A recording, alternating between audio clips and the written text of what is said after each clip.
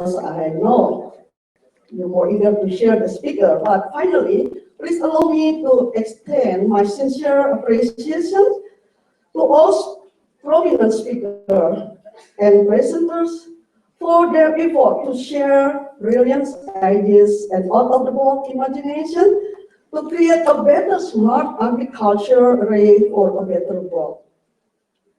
And I also have to extend my deepest gratitude to the organizing committee for both of this symposium and the World Congress. All of you who are willing to spare their precious time to organize and the whole of this event without any regret. And this time, this is the first time I should say this, because this time, in this occasion, we have a lot of support from the Directorate for Character Building and Mobility of Directorate Student Affairs, Bogor Agriculture University, Dr. Sinto, and also the Sub-Directorate for International Program of Directorate of International Collaboration, Dr. Eko, and all IPD for the wonderful support. So we have this special occasion without so much restriction, but at least for myself, I feel so relaxed because so many supports there. Thank you so much for this one, especially for the IPD. Okay, I should apologize also for my Javanese, Sundanese, Japanese, Singlish. Hopefully this not disturb you. And with this, I wish you all an outstanding and fruitful symposiums.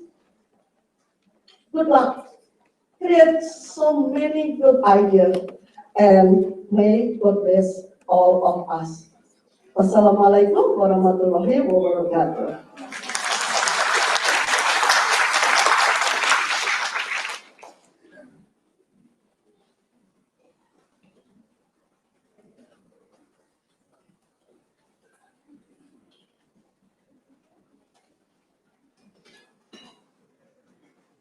Thank you, Professor Hani Hidayah, for your speech. Next, we will have welcome speech from Mr. Usman Hariman as the Vice Mayor of Bogor. For Mr. Usman Hariman, please come to the stage and the time is yours.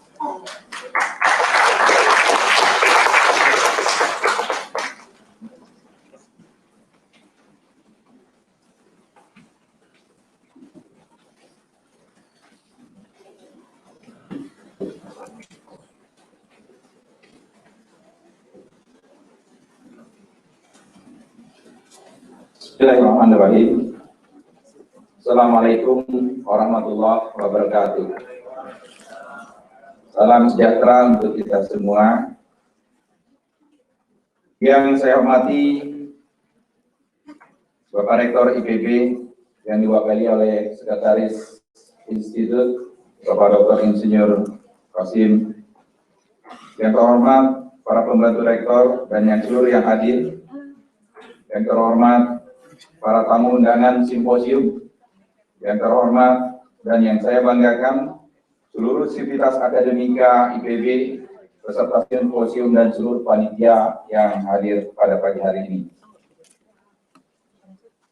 Pertama-tama izinkan saya menyampaikan sapaan Sunda. Kalau saya sampaikan sampurasun, tolong dijawab rampes. Oke. Sampurasun. Nah, sekali lagi ya. Sampurasun. Oke.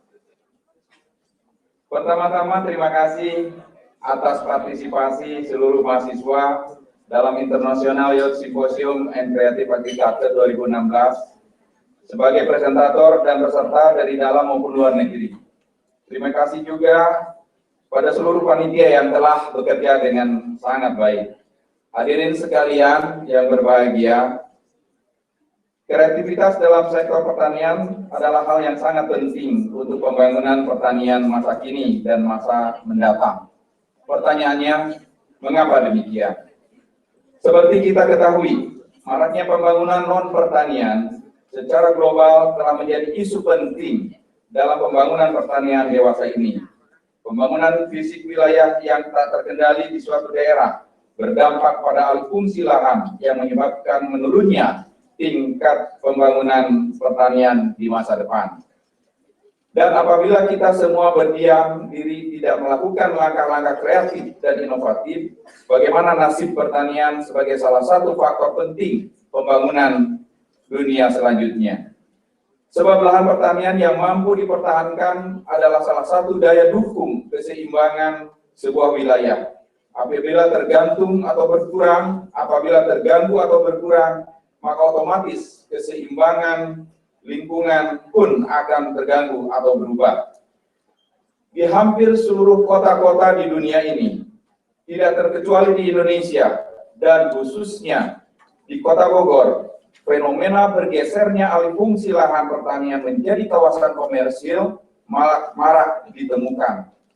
Fenomena yang terjadi di Kota Bogor, dari luas kota lebih kurang 11.850 hektar dengan jumlah lebih kurang 1,03 juta jiwa dengan 6 kecamatan dan 68 kelurahan dengan laju tingkat pertambahan penduduk 2,3% per tahun dengan tingkat urbanisasi yang relatif tinggi dibanding laju pertambahan penduduk tersebut adalah beberapa indikator yang menyebabkan meningkatnya pemenuhan kebutuhan papan di perkotaan. Di satu sisi masyarakat perlu dipenuhi kebutuhan papan atau perumahan.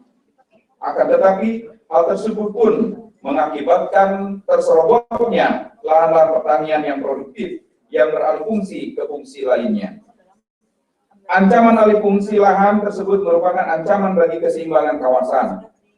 Dari hasil evaluasi sementara, kasus bergesernya lahan pertanian menjadi fungsi lain menjadi perhatian kami di pemerintahan Kota Bogor. Sejak ditetapkannya Peraturan Daerah Nomor 8 Tahun 2011 tentang Rencana Tata Ruang Wilayah Kota Bogor tahun 2011-2031, telah ditetapkan bahwa besaran lahan pertanian beririgasi teknis yang masuk ke dalam kategori kawasan konservasi telah menyusut signifikan, yang semula terdata sebesar kurang lebih 650 hektar, teridentifikasi sementara tinggal tersisa 350 hektar. Ini semua membuat kami sangat prihatin dan berupaya melakukan langkah-langkah penyelamatan. Salah satu upaya yang kami lakukan adalah penguatan aspek regulasi dan ketegasan perizinan peruntukan kawasan lebih ketat lagi. Saat ini kami sedang membahas rencana peraturan daerah perlindungan lahan berkelanjutan sebagai upaya penyelamatan lingkungan perkotaan. Hadirin yang penuh dedikasi, sebagai pribadi yang dikaruniai oleh Tuhan Yang Maha Esa, kita tentu memiliki pemikiran yang dapat melahirkan banyak inovasi yang cemerlang dan solutif dalam problematika bidang pertanian. Salah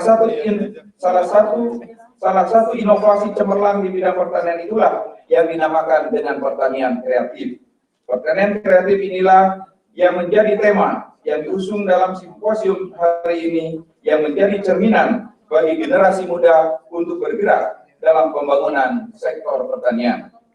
Saya berharap seluruh presentator dapat mempresentasikan ide-idenya dengan baik hari ini. Saya juga berharap seluruh ide-ide kreatif yang telah tertuang di dalam simposium ini dapat menjadi solusi alternatif untuk pertanian di masa depan. Karena ide kreatif kita adalah penentu untuk masa depan.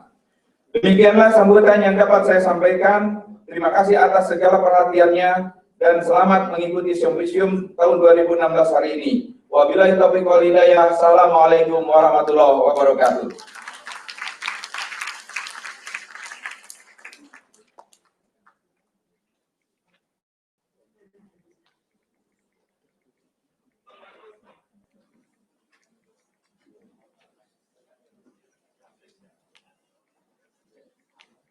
Thank you for Mr. Usman Hariman for the welcoming speech. Next, we will have a speech from Mrs. Ida Manik as the representative from Bogor region. For Mrs. Ida Manik, please come to the stage. Time is yours.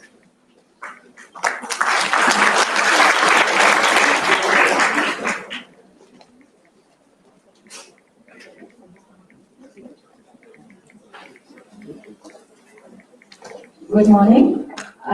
With all the best for us, Honorable Rector, Secretary, and all the staff, Vice Major, Bogor, and Symposium speakers, Honorable Head of IAS with all the members, Honorable all the delegations participants, and all the guests that attend here. First of all, praise to the Lord that we can together in here to attend the first international symposium on creative agriculture. And would like to say welcome to all the delegations. And apologize for the Bogor region and head office of agriculture can attend. And so I will read the speakers from our region. Bismillahirrahmanirrahim. Assalamualaikum warahmatullahi wabarakatuh. Salam sejahtera bagi kita semua. Yang terhormat Rektor, dalam hal ini diwakili oleh Sekretaris dan seluruh sivitas akademika IPB. Yang terhormat para narasumber simposium. Yang terhormat pimpinan IAS beserta seluruh jajarannya, yang terhormat delegasi peserta International Symposium on Creative Agriculture. Puji dan syukur, marilah kita panjatkan kehadirat Tuhan atas berkat bimbingannya. Pada kesempatan ini kita bersama-sama mengikuti acara pembukaan International Symposium on Creative Agriculture yang diselenggarakan di Institut Pertanian Bogor. Untuk itu, terlebih dahulu kami mengucapkan selamat datang kepada seluruh rombongan delegasi dari berbagai negara di dunia disertai dengan ucapan terima kasih atas kepercayaannya menjadikan IPB yang berlokasi di Kabupaten Bogor sebagai tuan rumah penyelenggara kegiatan ini.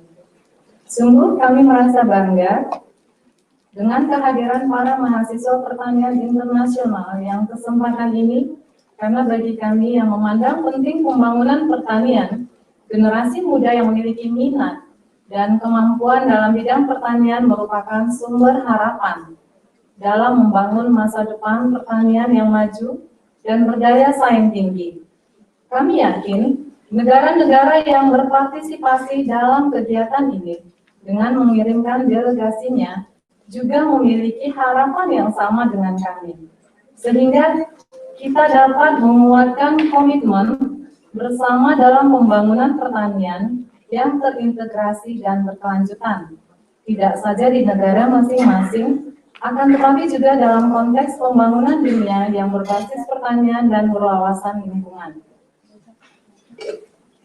Hadirin undangan yang kami hormati, Kabupaten Bogor memiliki luas wilayah kurang lebih 298.000 hektar, terbagi ke dalam 40 kecamatan, dengan jumlah penduduk kurang lebih 5.400.000 jiwa.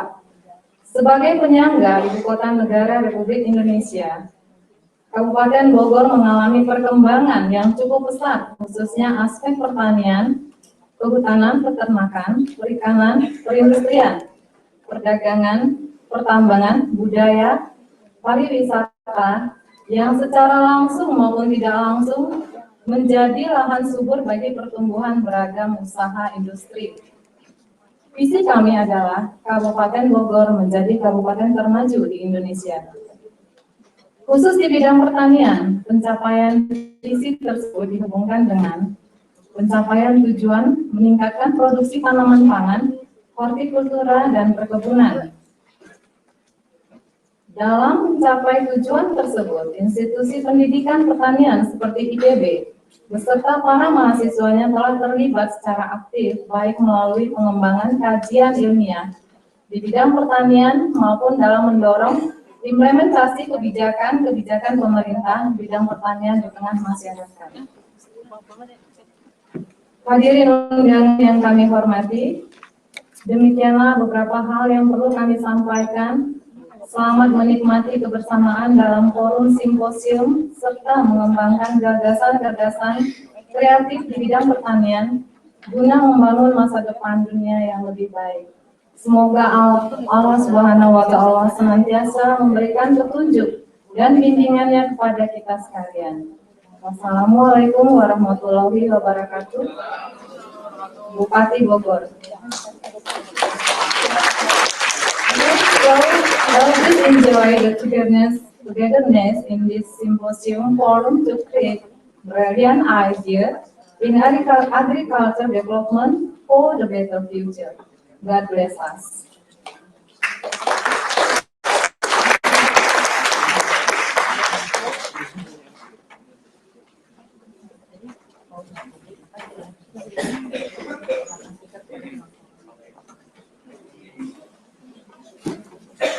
Thank you for Mrs. Ida Manik for your speech. And for Mr. Usman Hariman, thank you for your time to attend this event. Because of another agenda in another place, with our pleasure and honor, we please take your time to go to another agenda. Now we will have an opening remark from Dr. Ibnul Qayyim as University Secretary of IDB. For Mr. Ibnul Qayyim, please come to the stage and the time is yours.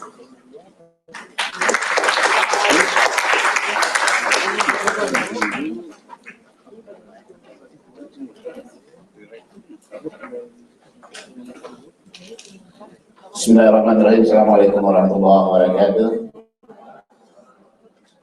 I have 10 minutes, but I use less than 3 minutes. Some of you make a chimney like that. I need coffee. And maybe it is too early in the morning, or in scientific reason we call difference biorhythm. Assalamualaikum, one more time. Assalamualaikum warahmatullahi wabarakatuh. The Honorable Vice Mayor of Bogor City, Bapak Usman Hariman. The Honorable Ibu Ida, Representative of Bogor District Government.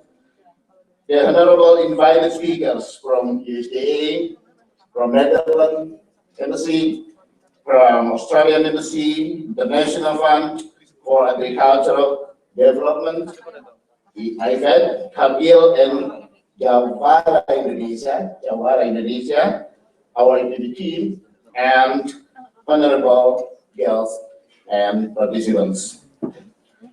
On behalf of Bogor Agricultural University, I would like to extend our warmest welcome and thankfulness for the all honorable guests and participants who already kindly attend the first International Yield Symposium on Creative Agriculture 2016.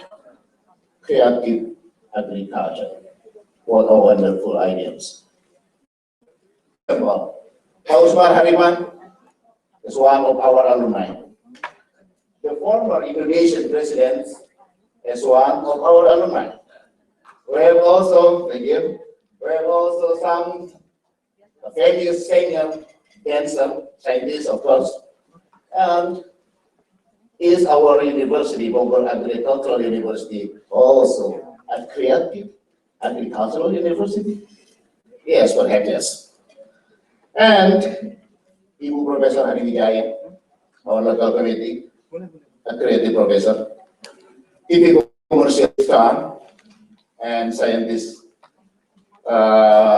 famous scientist in food and technology, not in Indonesia, but all over the world. Back to our business. Bogor Agricultural University here, the event of the 15th IS our Congress, right? Yeah. There are around, I don't know, 200 participants, maybe. Yeah, approximately. And more than 50 countries, 40 countries, wonderful. And right here in Bogor, the first day, Iysca.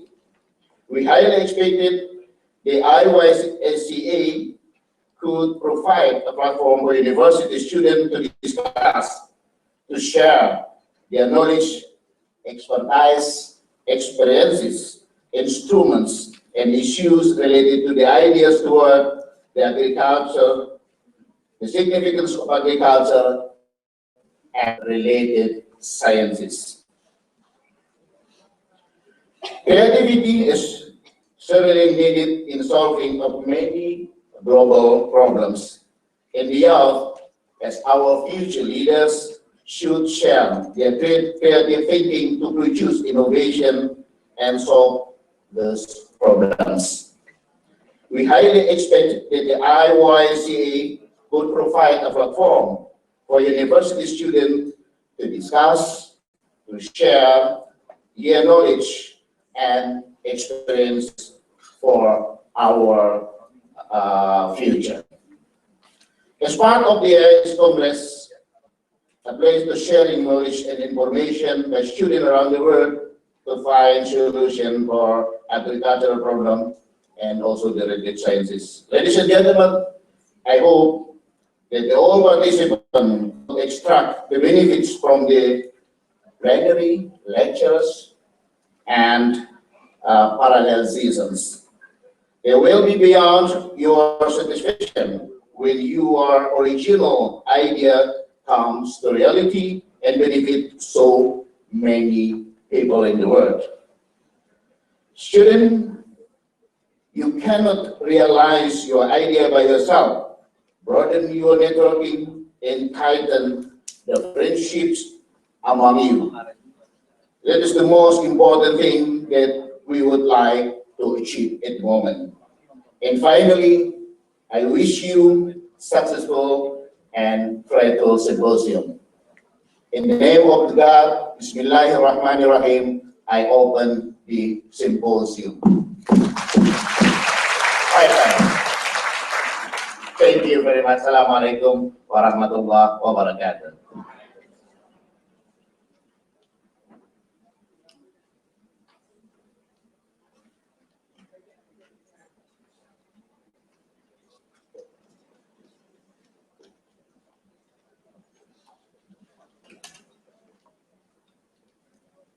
Thank you for Dr. Ibnu Qayyim for the opening remarks. And before we next to our agenda, we thank you for all the opening speech, especially for Vice Mayor of Bogor, Mr. Usman Hariman. And for Mr. Usman Hariman, please, with my pleasure, take your time to attend another agenda. Saza, we have something spectacular for our participants. What is it, Teguh? I see the musical instruments there. Yeah. Are you going to perform? No. Don't you know it? It's Aka Bambu.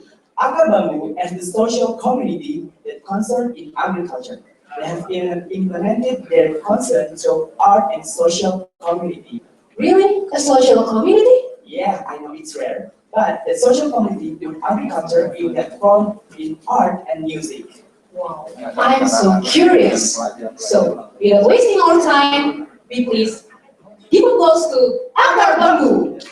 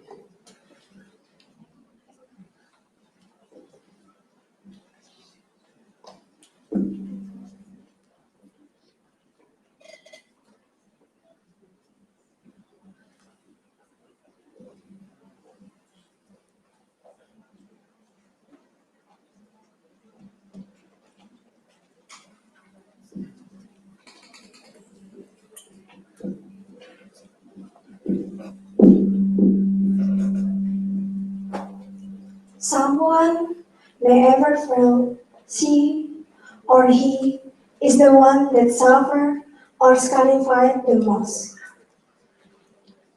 They are feel forgotten by others, but there is something that more suffering and much more sacrificing than most of them. The earth that really patient even when it stepped up and forgotten by people. That's why, ladies and gentlemen, let's learn ilmu bumi from akar bambu.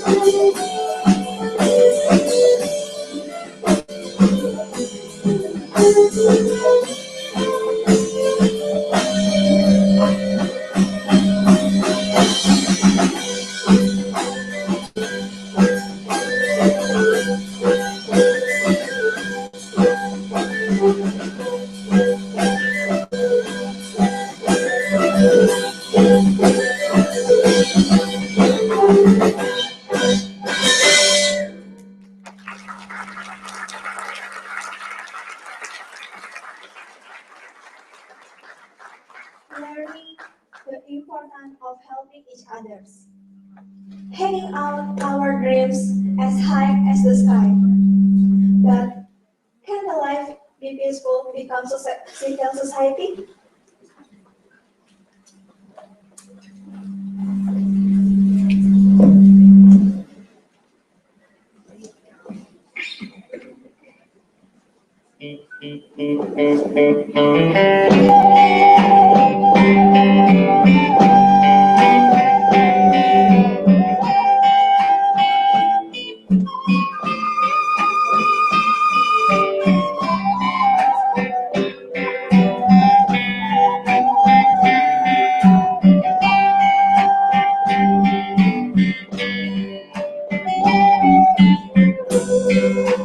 Semua hanya kita yang dapat mempersembahkan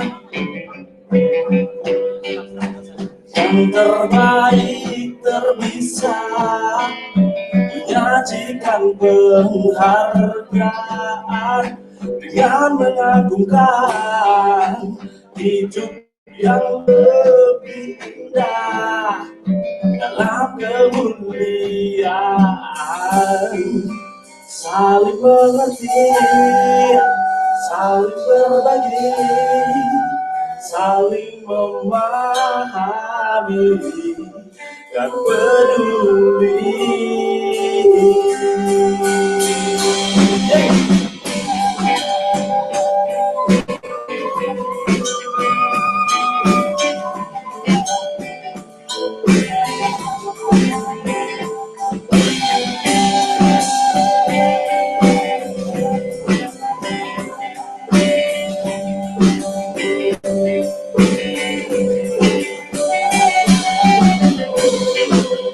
Dunia telah tercipta untuk kita senantiasa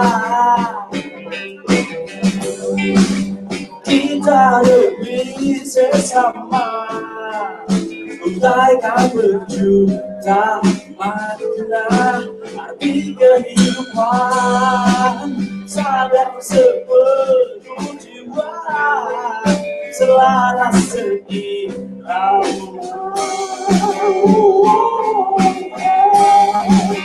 Saling mengerti, saling berbagi, saling memahami, dan saling untuk memiliki, saling mengakui, saling melengkapi dan peduli. Memberi, resapi, sehati, berbagi, saling menyayangi, menghargai, saling berkasih, berbagi, melayani, memberi, resapi, sehati, berbagi, saling menyayangi, menghargai, saling berkasih, berbagi, melayani.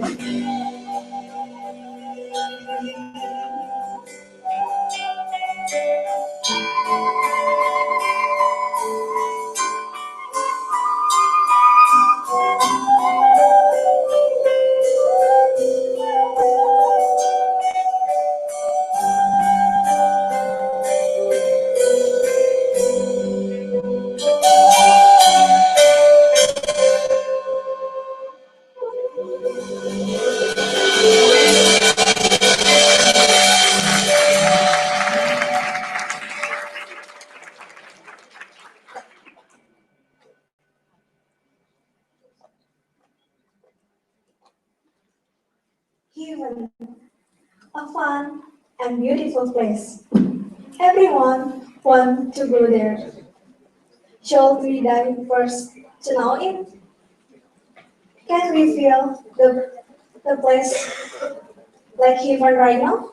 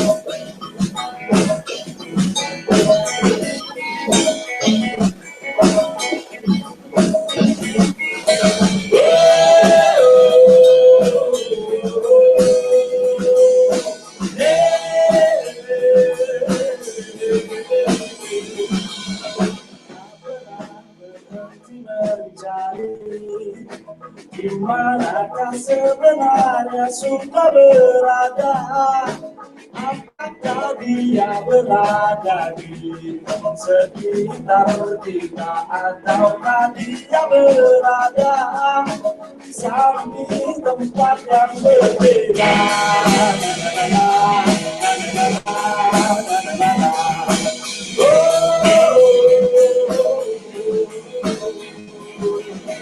Aku juga dapat jawaban.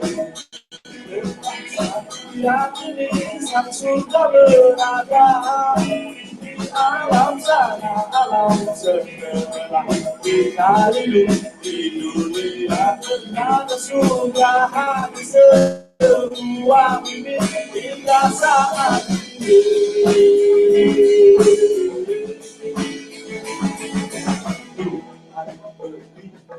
Surgamu untuk saat ini.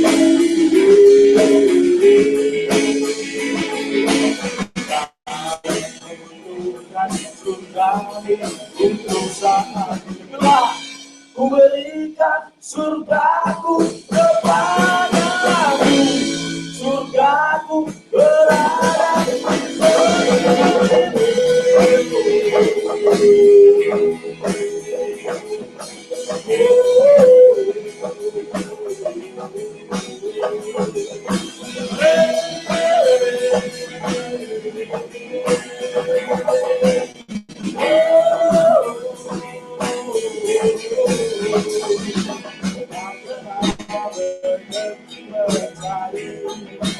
di mana sebenarnya sudah berada, apakah dia berada di sekitar kita ataukah dia berada di sana di tempat yang berbeda.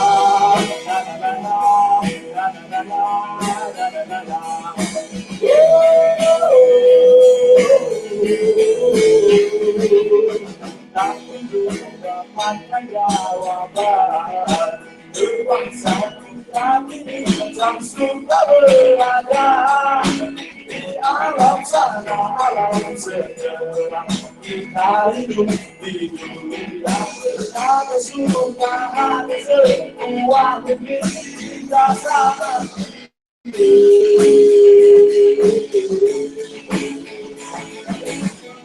Tuhan berikan surgamu untuk saat ini.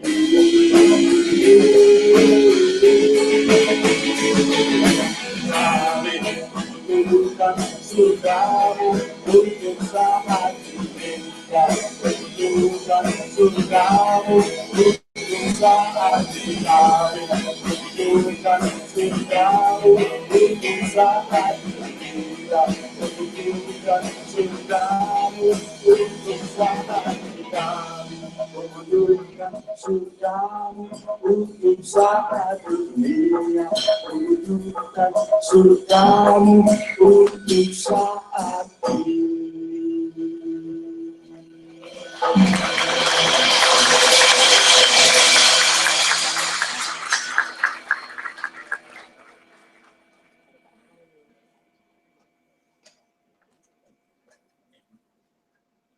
That's all.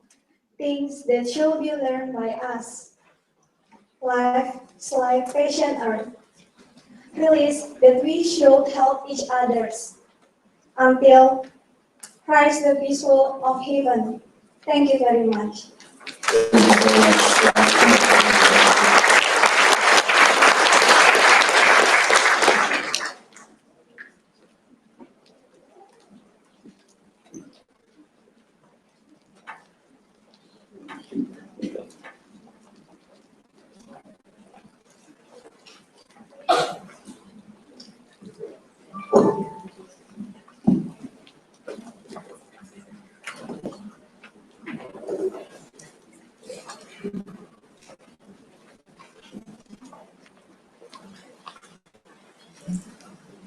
Give another applause for Agar Bambu.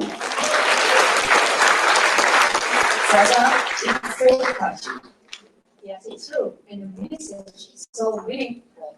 Hope all of us may understand the true meaning of agriculture. Welcome to Mr. Muhammad Suprapto, Operation Director of Javara Engineers Indonesia. Okay, Sasa, it's time we are waiting for. It's time for Iysca started. But first, let us tell you about Iysca. Okay. Iysca, or the International Youth Symposium on Creative Agriculture, is a platform for university students to share any knowledge about agriculture. It was called for paper from 25 January until 22 July 2016. Now we have 19 presenters who are going to present their ideas about agriculture in paper presentation session. And here we have 3 sessions in the symposium today. The topics are same as with the 3 sub-themes of Iysca. The first one is creative applied agriculture. The second one, creative agribusiness. And the third one, creative agricultural education and social project. We would like to thank you to sponsored by AgriSocio, Click Laundry, Bogor Life Science and Technology, Susofindo, DP, Hotel Salam, and media partner by Good News from Indonesia, Carry.com, Student Job, FNE, Radio UNN, and ITV. And now we will start the first session of the seminar with the sub-theme Creative Applied Agriculture with Mr. Hasul Abdurrahman as the moderator of this session. And he is one of the most outstanding students from Mathematics and Natural Sciences of IBB. For saving our time, we please Mr. Hasul Abdurrahman to come to the stage, and the time is yours.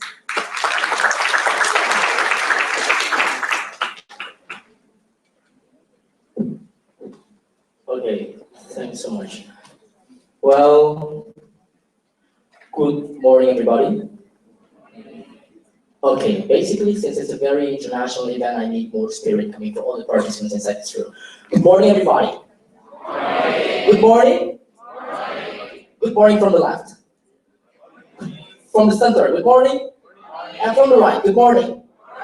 Thanks a lot. So, well, it's a very interesting event. I'm just very thankful to all the committee for having me here as the moderator to lead this discussion.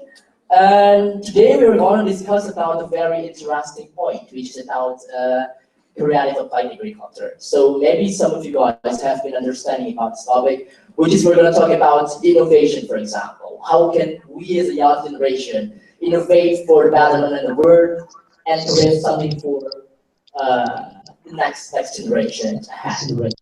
We have a very idea, and there's a very characteristics. Those of the members are very special, especially invited. Mr. Tom Dwight, as agriculture is partner. And also Mr. Jackson as a counselor of agricultural development. So before I go on to the topic or discussion during this video here, we can actually say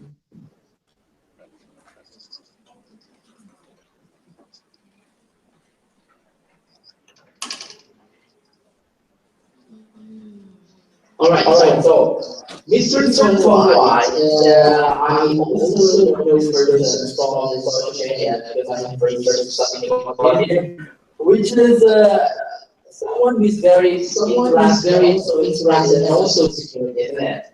Also, he is well in the economic side as well as international trade. Also with his enthusiasm. She's a very good person and sustainable background. So here is the curriculum day of the officer. Tom? Tom, right?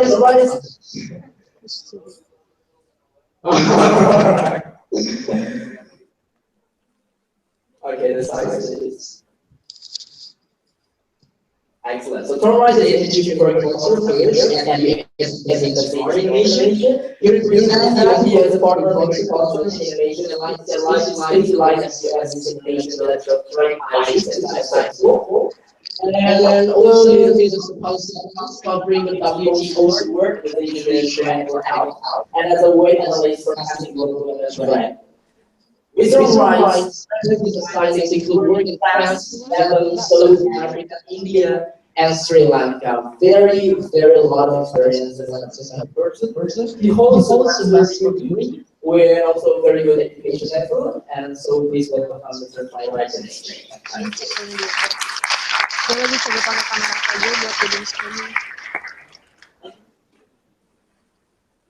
ke timeline gue. Streamingnya dari HP gue. Dan yang ini ya lo yang ngasih share itu. Alright.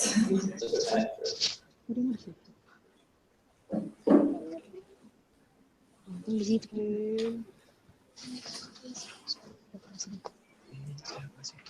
Atau angkat aja. Alright. Okay. And second speaker is the last. We have information about her. What is it? Miss Lucy Waxing. Also a kind person with very high experience. Working in the self-assessment. Okay.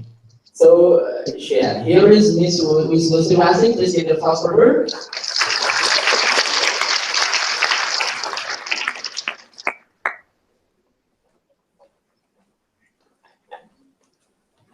Okay. Without prolonging time, I would also invite the persons over here to pay attention towards the slide because the information is not so very important because it's towards our level as a graduate students of faculty as well as region also improves agriculture sector forward. So for prestigious information on Mr. Conrad to present 50 minutes later.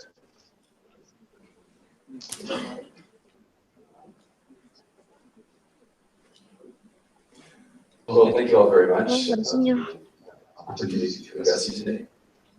I have to admit I'm a little bit thrown off key here. You're looking, I'm not sure where to begin, honestly. The intention was to talk to you a little bit about innovation and some of the experiences that I've seen around the world. Are we going to carry this on as sort of as a discussion then?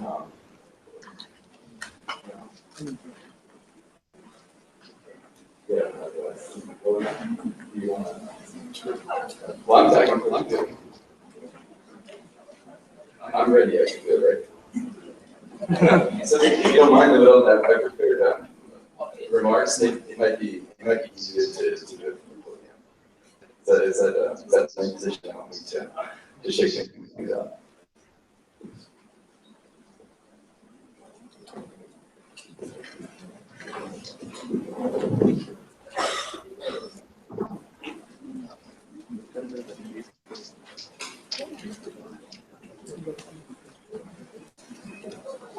Well, okay. Can I start one more time, Kevin? Thank you very much for the opportunity to address you all today. As you've seen from my CV on the wall, I represent the United States Department of Agriculture in Indonesia. In that work, for content, working on solutions to problems that are both economic, political, social, but ultimately with the goal of providing better access to food for people. Interestingly, around the world have shown me that we all face very similar challenges regardless of the conditions of the particular region that we're living. Indeed, whether working in the United States or Africa, Japan or Indonesia, Europe or India, we face oddly similar obstacles, despite working in dramatically different countries. No one country is endowed with a fully self-sufficient set of resources, and as a result, we're forced to compromise, cooperate, and to work with our neighbors to innovate. Yet despite the amazing technologies that are at our fingertips today, we still face a harsh reality. The reality that for every person who goes to bed at night with a full stomach and a warm bed, there's another that still goes hungry. Today we live in a world of plenty, yet we struggle with the same challenges our ancestors faced providing for all. This is only exacerbated by the fact that we live in a growing world. A world which some speculate will require us to double our agricultural output over the next 3 decades in order to feed ourselves. But all of this is preventable, right? We know that there are ways to do more with less. In fact, I'm reminded of a recent conversation I had with a colleague in the American Embassy. I don't know if you've ever had this type of discussion before, but he grabbed me in the hallway and he said, you know, Tom, I read this magazine article last week. There's this technology using hydroponic systems and enclosed greenhouses, and you can increase supposedly agricultural yields up to 10 times, even in like arid, non-productive lands. This is fascinating. Why aren't more people doing it? Well, as we know, stories such as this abound. There are numerous examples of technologies that already exist that can help improve agricultural production. But here's the catch. More food doesn't necessarily mean better access to food. An often cited statistic says that up to 40% of food is wasted. We know that in my home country in the United States, most of this happens in people's refrigerators. They buy food and then they never eat it. Likewise, in other countries, often the problem is post-harvest losses in the field. So they're losing up to 40% of the food they're producing before it actually is able to make it to the consumer. So in a nutshell, we all face a common problem, and it isn't producing more food. It's answering the question, how do we feed more people? So with that in mind, I'd like to share with you a few lessons from some of my experiences around the world. And specifically, I'd like to talk about some of the things I've seen in terms of innovation and making a difference. So lesson one, the best idea doesn't always win. History is littered with great ideas that failed or languished in the early years because people weren't ready. People weren't ready because they didn't understand. They weren't ready because they were vested in the status quo. And most important, people weren't ready because they feared change. Resistance to change is old, certainly older than any of the examples that I can cite to you here. But looking at history, we see the rejection, even the persecution of scientific advances. Galileo faced trial for declaring that the planets revolved around the sun.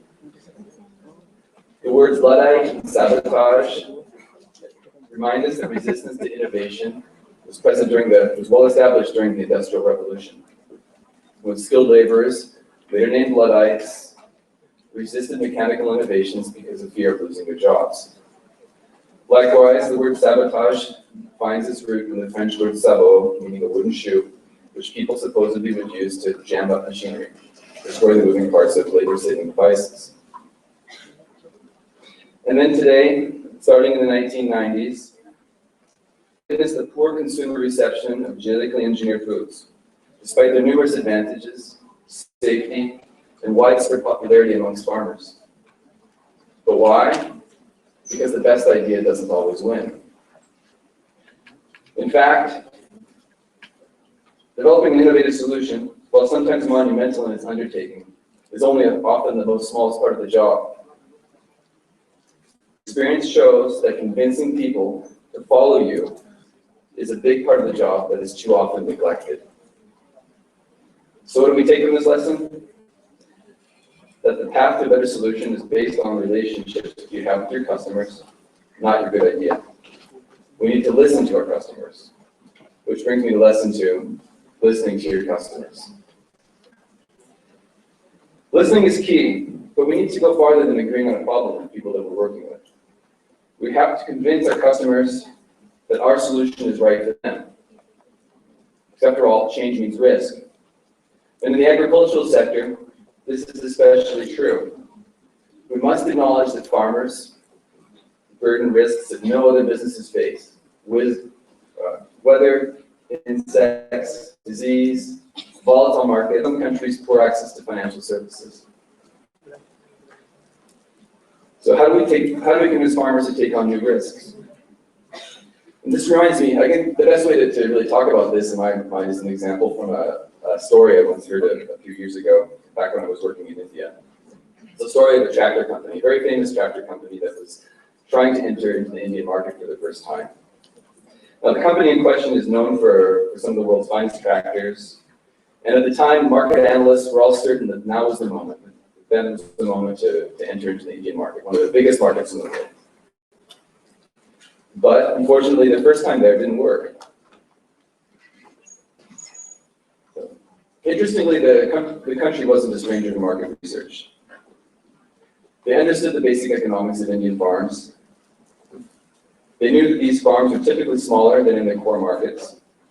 And they understood Indian crops well and knew that their proprietary technology represented significant operational cost savings. They also knew from customer surveys that despite not yet being present in the Indian market, their brand was well known and their reputation for quality preceded them. From this, they launched what they thought at the time was the perfect plan to build the perfect tractor. They were going to strategically position themselves by focusing on the 40 horsepower segment of the market. But unfortunately, after a few years, the company gave up and left India. They made significant investments in manufacturing, but their product didn't take off like they hoped. And this all despite having universally acknowledged superior innovation and technology.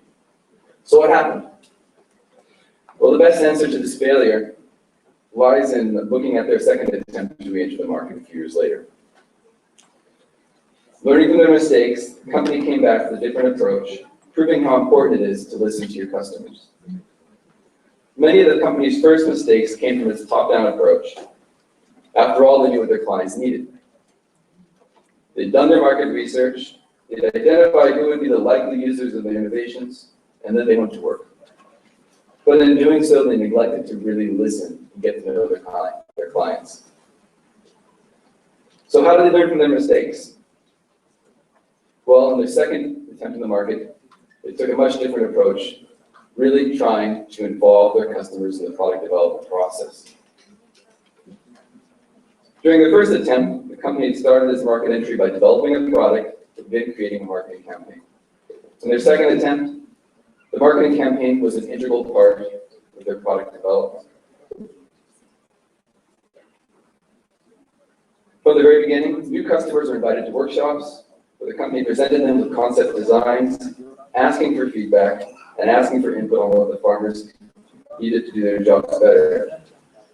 The responses they provided were illuminating and ultimately led to their success. For example, unlike in other markets, tractors in India are not uniquely agricultural vehicles. Farmers needed a tractor that could work in fields, but they also wanted a high mileage vehicle that was able to travel at higher speeds than Western tractors are typically designed for.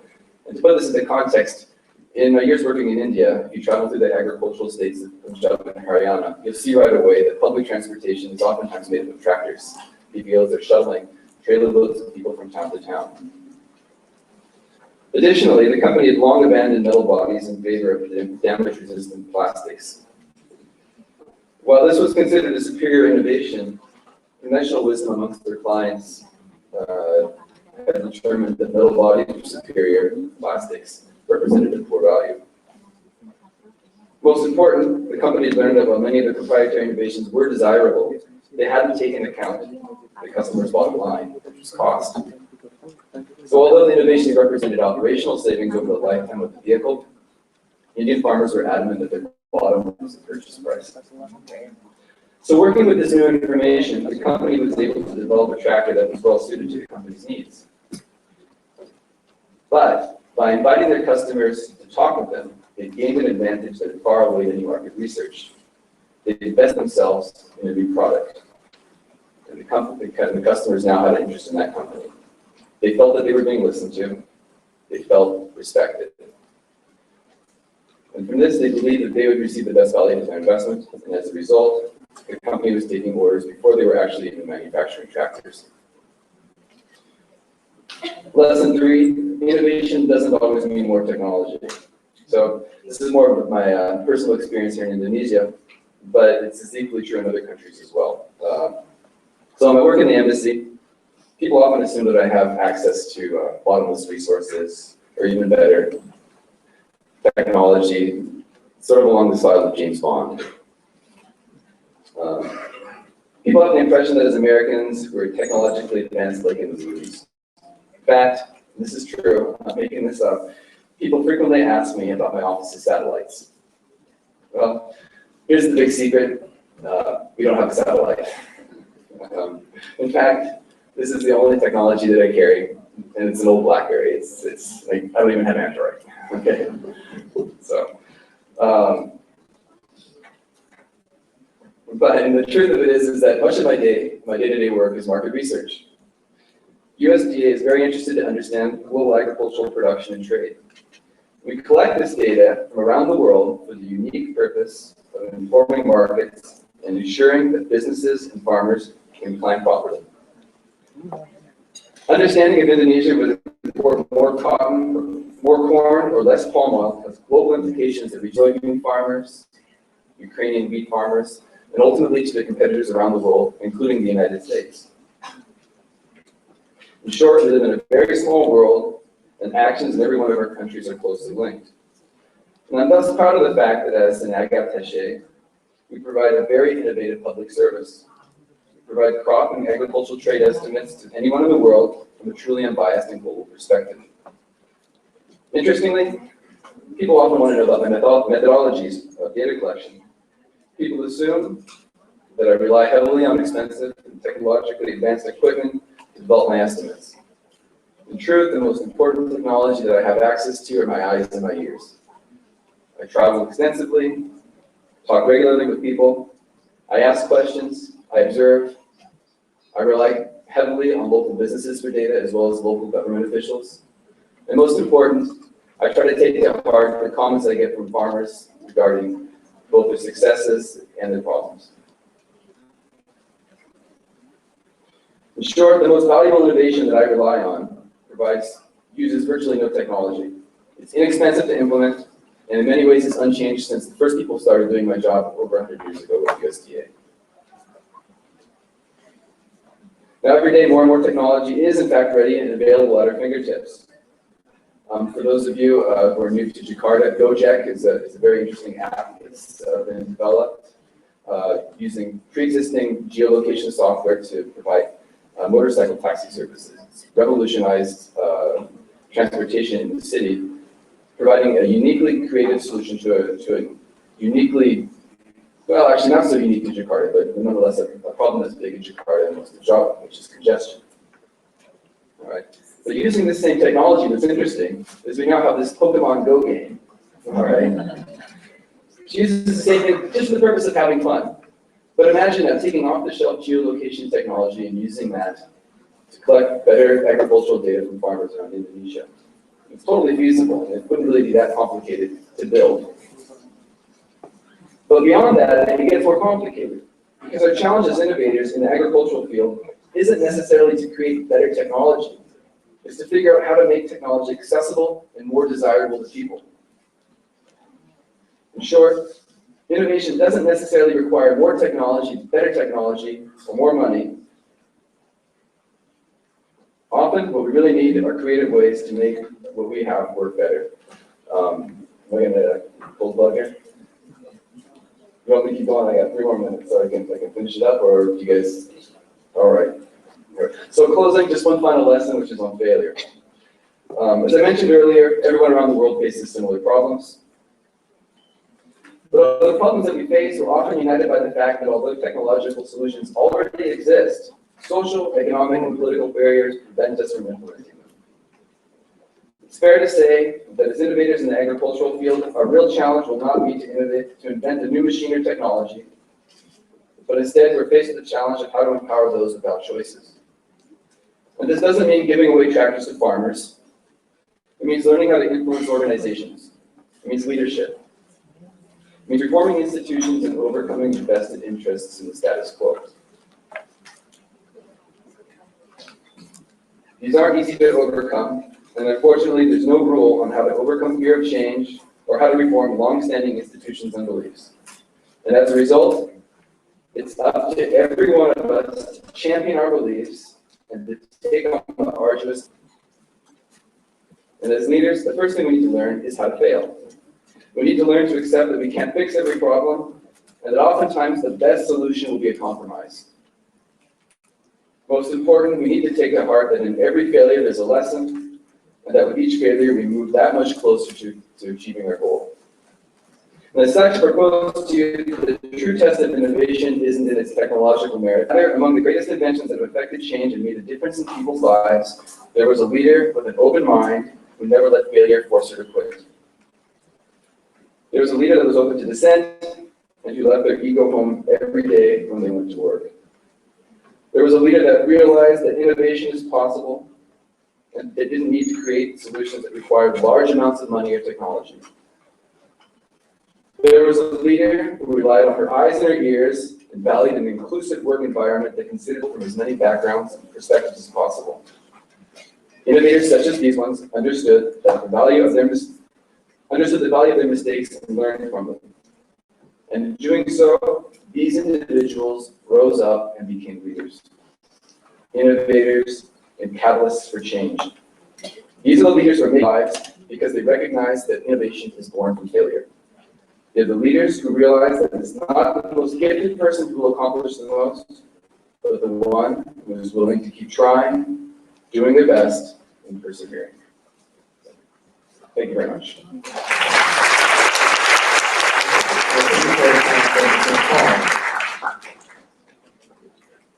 Very interesting introduction, which is stating that technology, we don't actually need more technology or better technology to create more innovation, to make a better agriculture. So to give more information regarding this topic, I'm going to call upon Ms. Lucy Waxton to also explain or give such an elaboration towards this case.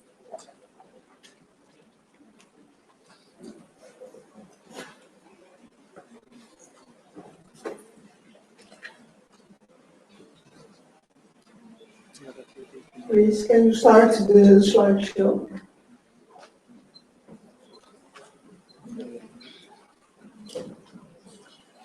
Okay, thank you.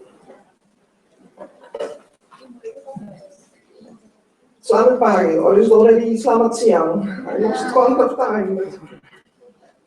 Good morning, everybody. Good morning. Good morning, Excellency, students, and honorable guests. I feel very honored to be invited to speak here at the International Youth Symposium. And it's good to see you at many of these different countries, visiting beautiful, but also very interesting Indonesia. My name is Iysca. I work at the Embassy of the Netherlands in Jakarta as the Agriculture Counselor. And that means that I'm busy with promoting trade between the Netherlands and Indonesia, but also busy with Swedish food security programs on horticulture, poultry and fish, and aquaculture. Furthermore, we have also programs that allow certain amounts of Indonesian students to study in the Netherlands for a master or PhD.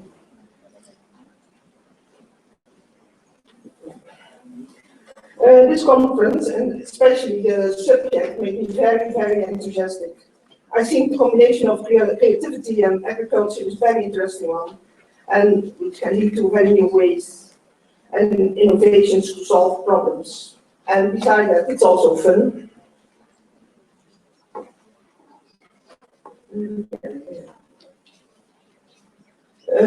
I will discuss with you how we in the Netherlands are trying to create circumstances so that we can make full use of knowledge and capacities of people and combine them to use them as an inspiration for new ideas.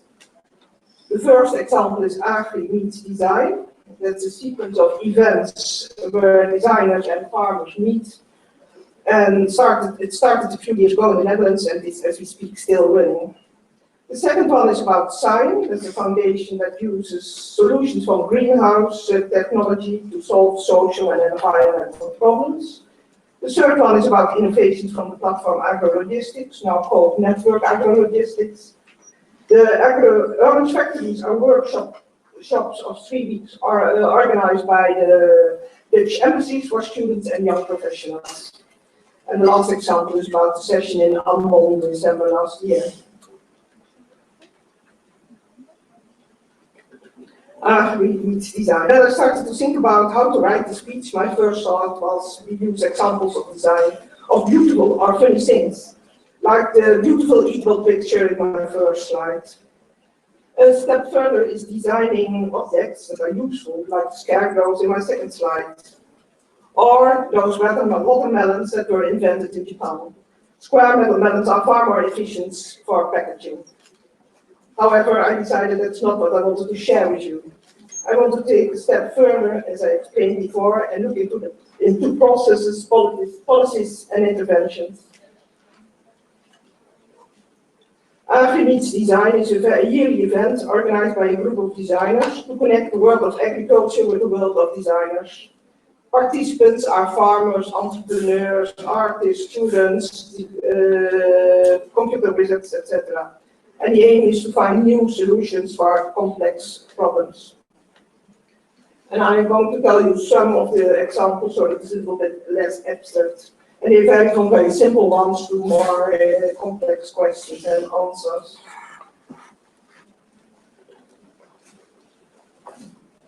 Designers and farmers, that are two worlds which in daily life do not meet.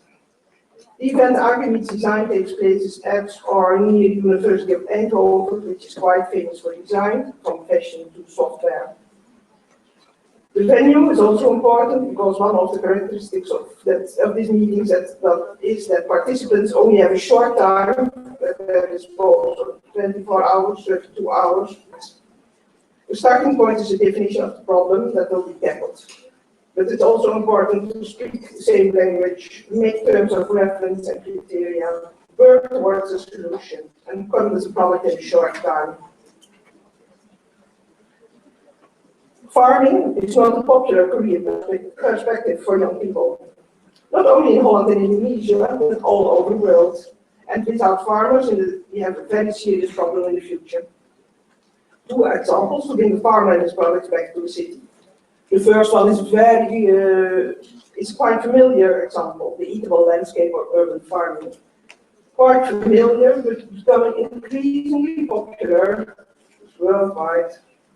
Did you see that our Indonesian city dwellers using them, it's not being built over. In Indonesia, you have the Indonesia Bergboom, it's also a picture of Indonesia Bergboom. He's doing this very successful in different cities throughout Indonesia. And that brings me to another product of Agri Design, storytelling. A farmer wants to tell about his life, his products, his solutions, but sometimes it's difficult for him to find words and means. You can experience how it is to work on a farm, but also hear the stories and look at the videos. How to shorten the food chain and have less food waste. In Holland, these family food boxes with local produce are very popular. In most Dutch families, both men and women work, so that time for shopping is limited. Furthermore, shops in the Netherlands are closing far earlier than here. The boxes are delivered to door and contain ingredients for 3 family dinners. Advantage, you don't have to shop, you don't have to see what you will eat today, you discover new recipes, and you don't throw away food. Don't mention it already. Because the ingredients are measured out. And mind you, 30% of food away and therefore produced for nothing. This is quite a different one, the hackathon. It had something to do with a marathon, but also with hacking in the sense that you use data. More and more over the world, drones are being used to gather information, but also satellites are a source of information. In the field, you have sensors and robots, and they are successfully applied. And therefore, there are a lot of data available. So it doesn't apply to, but speaking for myself, I do not use all the possibilities of my smartphone, and the same applies for the data. Lots of data are not used or not combined. In a hackathon, these data are used, combined, and recombined to solve a particular problem on the farm. And it's done in a multi-stakeholder session in a limited time. That's the word marathon. And 32 hours max. And you can Agri Meets Design and go to SIGN. That's Dutch Foundation Steering Innovations. In Agri Meets Design, design is used to solve agricultural problems, but this is the other way around. SIGN uses techniques derived from high-tech greenhouses to solve problems in another field. This is a backpack now to help individuals to be less affected by pollution. The idea is simple: traveling with your own air clean system. You have a backpack, it's inside the plant. Yeah. And the pipe coming from outside, going through the root system of the plant and going to a filter and a masker. And that's Indonesian, a mask. Plants are cleaning the air, especially the roots are very important on this process. Students of Delft University worked out this idea and now a prototype is under construction. You can use the backpack on your way to university, but also when you have been arrived, you can clean the air on the spot. For more information, you can see for more information at the YouTube film. Agrologistics. Agrologistics means the handling and transport of perishables, food and flowers. For perishables, it is important to reduce transport time to keep them as fresh as possible. They are traveling too long, quality decreases, and this has the consequence that also the price drops. Time is related to traffic jams and kilometers. Less transport means also less traffic jams. And less transport is less petrol, which is good for your wallet and last but not least, better for the environment. The platform Agrologistics was founded as a multi-stakeholder platform where parties on CEO level could meet, discussing and pushing for innovative solutions to tackle this problem. And the paper you see in the picture is a paper disguised as a trolley, designed by an artist meant as a trophy for the best agrologistic idea of the year. For agrologistics, 3 principles were key. Cluster your activities as much as possible, connect your activities, and managing or directing your activities, for instance, computer programs. Once in 3 months, there was a meeting, and only networking alone was already positive, because in the beginning, the members didn't know each other. It also website information that showcases and examples, up-to-date information for relevant subsidies and instruments and lessons learned. We organized conferences, brainstorms, you name it, but the most interesting and the most difficult part, also the members of the platform used sometimes their influence, not only, or their advice to get the innovation on the track again, if it was stuck at a certain moment. 2 showcases. Transporting flowers by air is very bad for the environment, and by sea that's a better solution, but that takes longer time. But if immediately into a sort of coma by lowering temperature to 1 degree Celsius, they can travel 20 days, and after the 20 days they are in a better condition than traveling by air. The other one is that's used mostly during the day in the city. There are a lot of traffic jams. If you use the night to deliver your goods, it's better. And here in flower shops where we deliver at night, there's goods inside, the transporter has the keys, drops the flowers, and the next morning the owner takes them out. Cheese and ecological solutions. In this particular cheese factory where I'm talking about was located at several locations in a small city in the north of the Netherlands. The company opted for one location to get rid of unnecessary transport movements, good for the budget and good for the inhabitants of the small city that less huge milk cars on the road. Once they found the suitable location, the road was free for a new approach. Using less products to save money and spare the environment. The way was a less product of cheese making and not used cover, but it was good for making sport drinks. Extra money instead of paying for waste disposal. Water was separated and used for cooling, and processed heat was used for heating the building. The fourth one.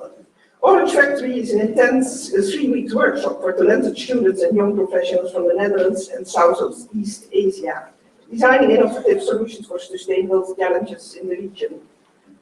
Supported by academics and experts, 2 to 30 participants work together in dedicated teams of 2, developing business cases for real-life issues. And there are several factories organized, to be organized in different locations. We had one in Bangkok last year at the Dutch Embassy, and it was about bioenergy and waste product from palm oil tree. And in September, there's an orange factory in Kuala Lumpur, seeing its agriculture, and in 2017, we are going to organize an orange factory in Indonesia, so be alert. The last one, I'm nearly finished. The last subject I want to show you is from Indonesia. It was done in Ambon, and there we used pressure cooker method. Now is pressure cooker something that was already a little bit old-fashioned when I was young. And I think it had a little revival in the 90s, but not a big success. Maybe it was too heavy and too dangerous. But the concept was that food cooked under pressure was faster ready. Nevertheless, we use this name for the process, but in a short time, stakeholders have to come to a result, bringing focus in a lengthy discussion. All stakeholders were nearly 10 in a meeting room, and at the end, there had to be a pro issue. Was what are the best possibilities to modernize the fish harbor of Ambon, and what are the pros and cons? The merit of the system, all stakeholders were there. There were specialists who were able to explain, and there was also cartoonists who recorded the different moves and ideas. And it worked. After 2 days, there was now a plan, and then the next step, is that now a feasibility study is being made. So to summarize, or that was Ambon, sorry. To summarize, use your creative powers, create a place to meet, create a good atmosphere, combine different kinds of people, define the problem, speak the same language, make terms of reference and criteria, work towards a solution, come with a product. Create flexibility, make your client your ambassador, picture the consequences, find partners also from outside, use the network and possibilities of dominant parties, and be creative and curious during the whole process. Thank you very much. Terima kasih.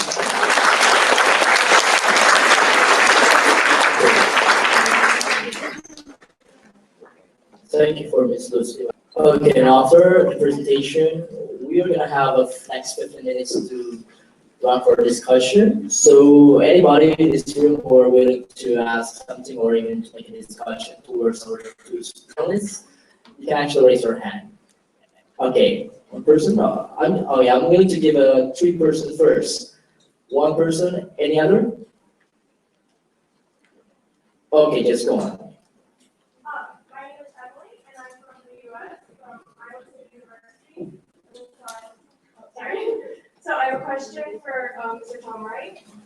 As an American, I'm curious, what is the USDA doing in Indonesia to empower smallholder farmers and prevent issues that increase food security, such as land grabs?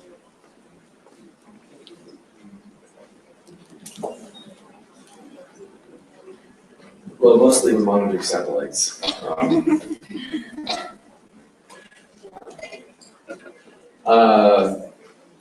USDA's work in Indonesia, it's in the broad sense, we represent the Secretary of Agriculture, so anything that happens in the United States, we would therefore represent. Realistically though, in practice, our work really focuses on 2 or 3 domains. The first being trade policy. So I spend a lot of time working with the Indonesian government, that's both the Ministry of Agriculture and the Ministry of Trade in particular, but others as well. Environment and forestry and education, for example. With the intention of lobbying the government for market access for U.S. agricultural goods, right? Much the same way that their agricultural attaché does the same in Washington, D.C.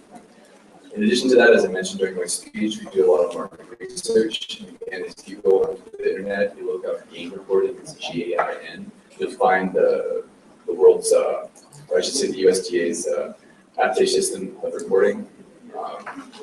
And again, the basic objective to that is providing market information. It's open to anybody that has access to the internet.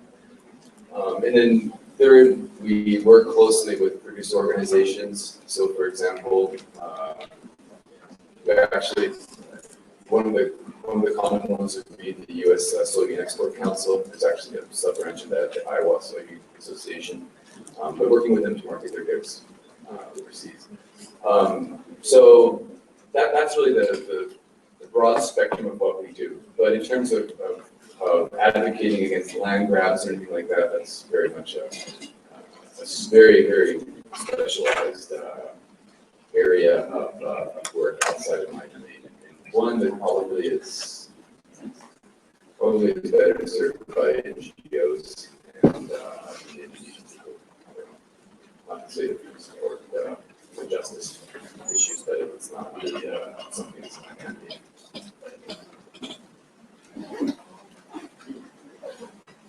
Okay. That's the first question. Is there any other questions towards our panelists? Okay, there are two. I got 1, 2, 3, 4 lines. Yes, yeah. It's on.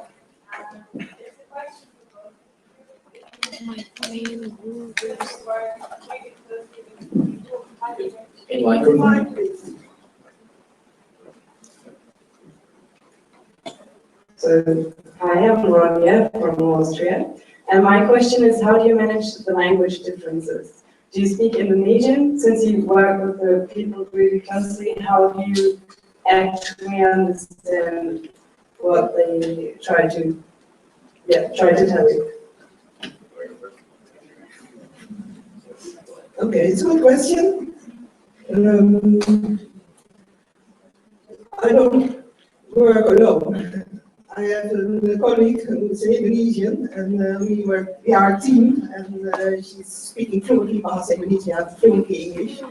And moreover, most of the people we met in the government are speaking English too. So it's sometimes a little bit puzzling, but no, it's not a real problem. But without my colleague, I would be lost, to be honest.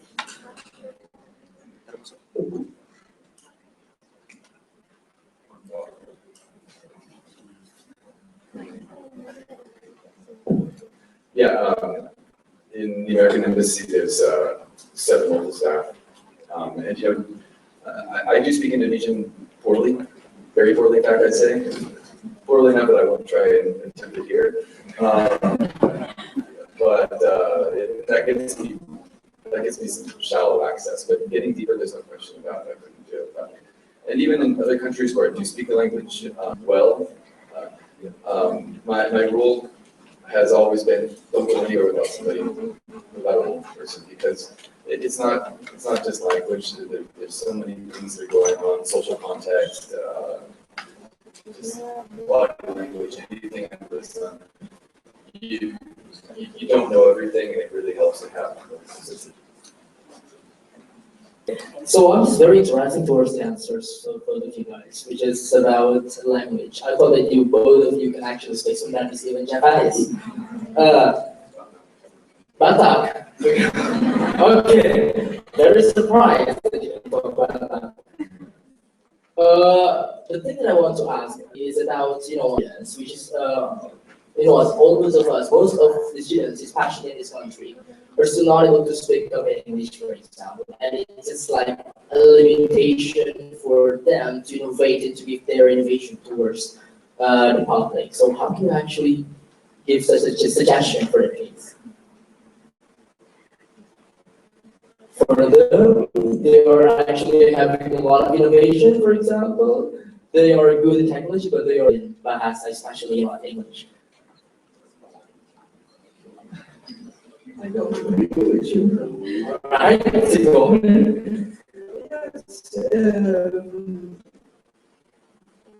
I think it's not a language if there are innovations, and there are a lot of innovations. You have to go check examples. So you need a language, you have to think about marketing. What is, but here are the lessons you gave back in the university. Sometimes you are learning, sometimes it's too technical, so that's more important. Because we have in the Netherlands, we have beautiful greenhouses, but sometimes they are not good ideas. Here's a different situation. very much to the environment, to the situation where you are in, or in innovation. And I don't think that the language is really a barrier. Okay, so let me just put the order. Any other questions? There. My name is Minta. I'm from Indonesia. Because this is the best chance to ask to know you. And then, can you give us something I suggest? Because just we are a young generation. How should we do to decrease the waste food in Indonesia and around the world? Thank you.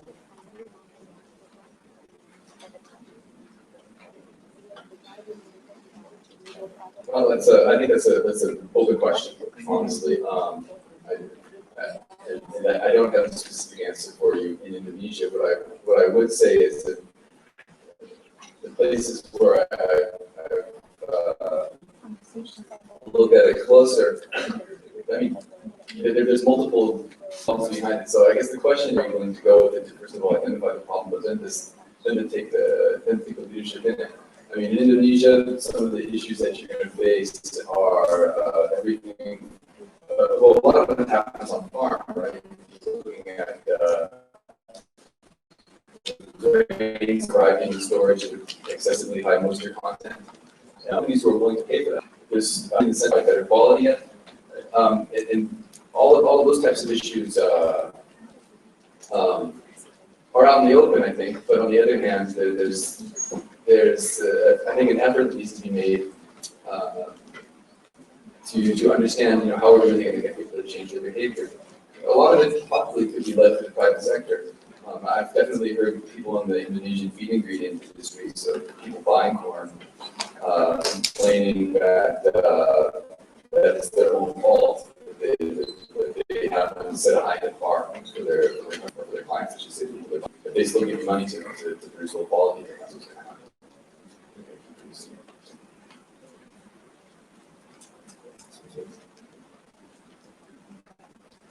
Just to add, because it's really complicated, but I think it's very important that there be a problem owner, and if the company that won't get, then nobody cares. We did a study last year, and it was very disappointing because a lot of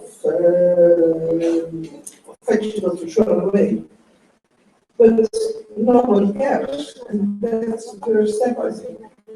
Caring, being aware, buy only good quality stuff. Okay. So, because our time's up for discussions, we're going to go to our organization. Okay.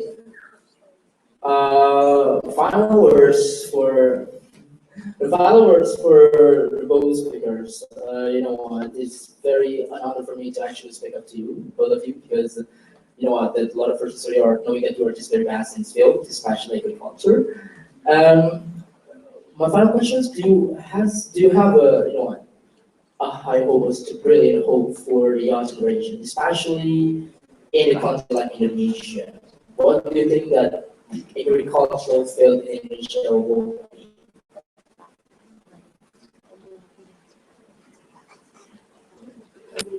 I have very high hopes for everybody here, not only for Indonesia. Yes, my son is 21, and I see what his friends are doing and thinking as well. There's a bright future. And to give one last remark, I think communicating is a different ideas, not listening to your own ideas, but listening to others. I think that is one of the most important things to make a step further. Yeah, actually, I would just second that and actually challenge the young people in Indonesia to kind of challenge themselves, not in protest, but just to contradict conventional wisdom of your friends. Not even talking about your elders, but just breaking away from the group thing. Because and not letting the perception of lack of resources stop you. I've seen so many really really ingenuitive things happen in the kampung, for example, people who are very creative, something work with very little. And the same is true for us here in Sydney. Okay, so give the applause for our both panelists.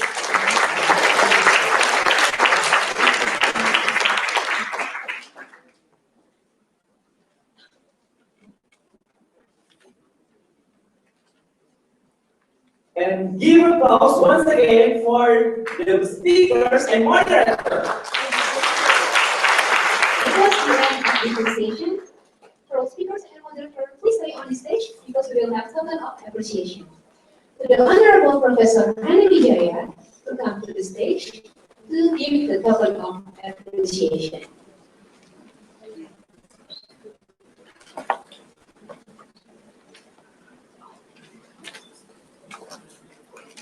That's a very amazing session right there. Woo.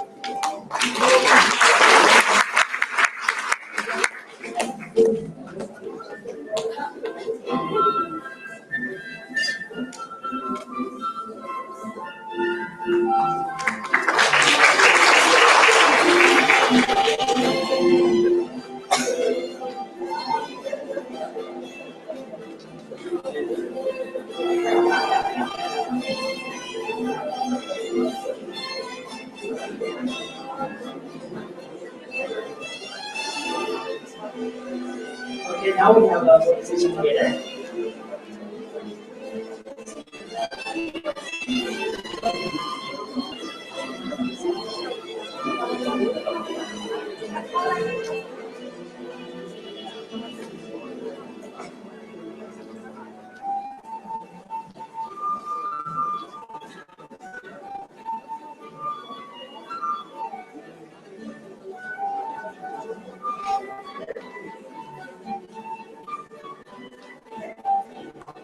Thank you so much for speakers,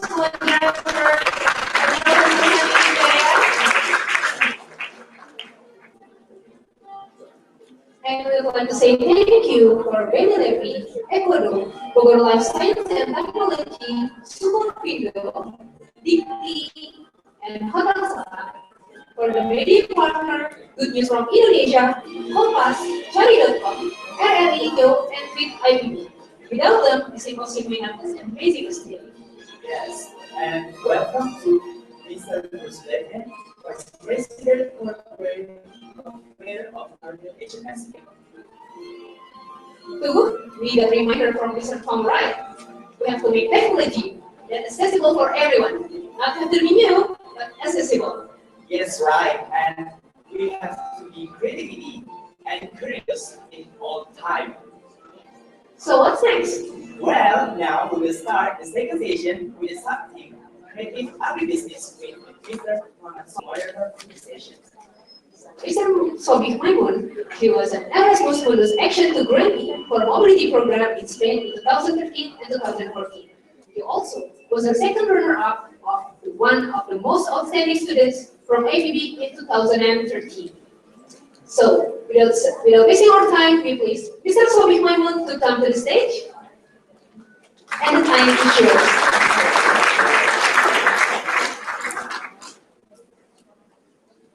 Assalamualaikum warahmatullahi wabarakatuh. Good morning, everybody. Well, good morning, everybody.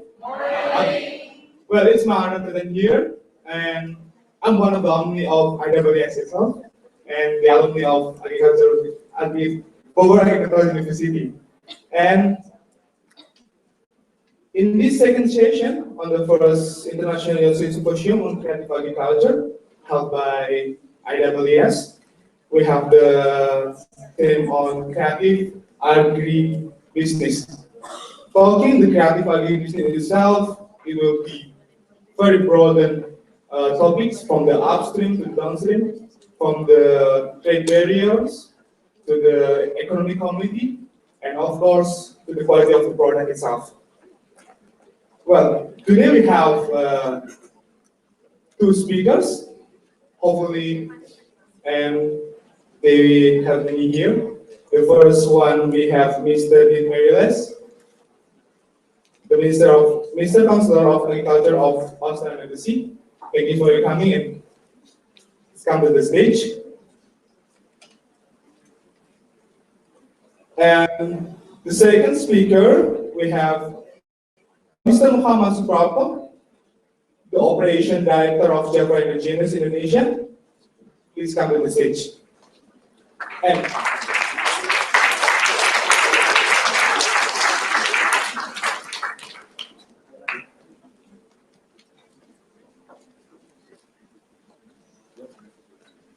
well, ladies and gentlemen, in this session we have two speakers. Each of the speakers will be presenting about 15 minutes of the presentation, and after that, we'll have a question and answer or interactive section in 15 minutes. Well, I will write the second speaker, CV, Mr. Suprapto. He is Operation Director of Java Industries Indonesia.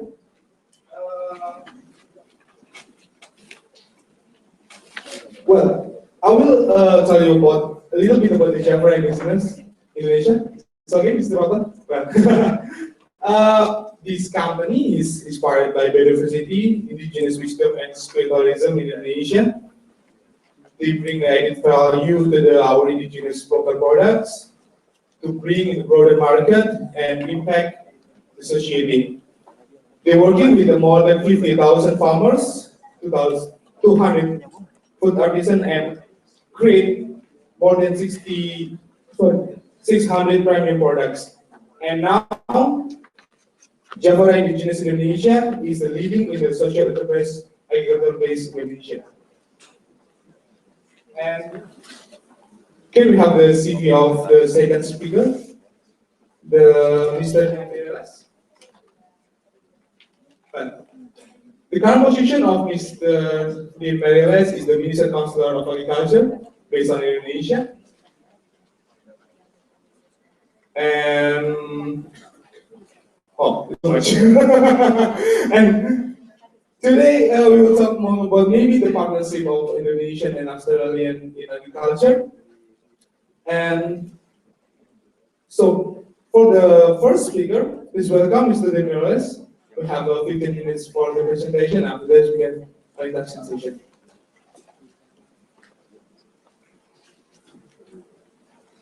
Selamat pagi, good morning all. Firstly, can I thank acknowledge distinguished guests and students here, and thank the organisers and congratulate them on this event.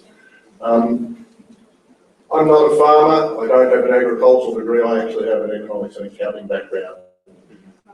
I'm a product of a father who came from a family of 9, who did have a small farm in the Hunter Valley of Australia, but as many of you will know around the world, there's been a great trend from rural to urban areas. I'm a product of that.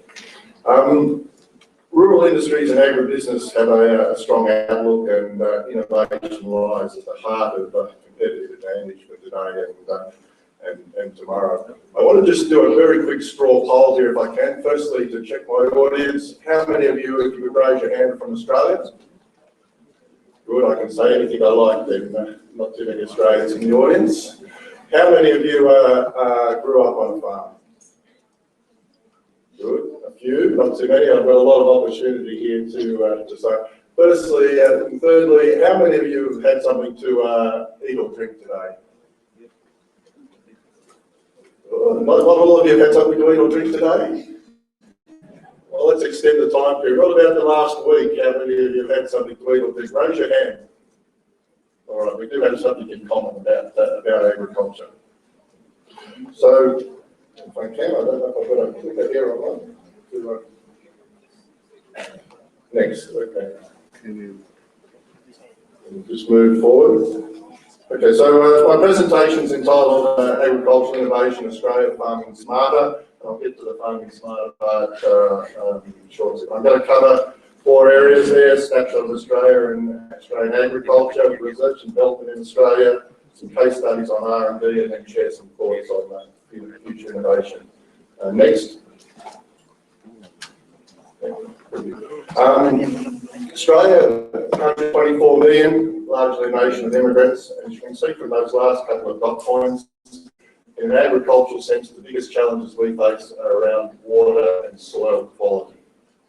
Next. Next, please.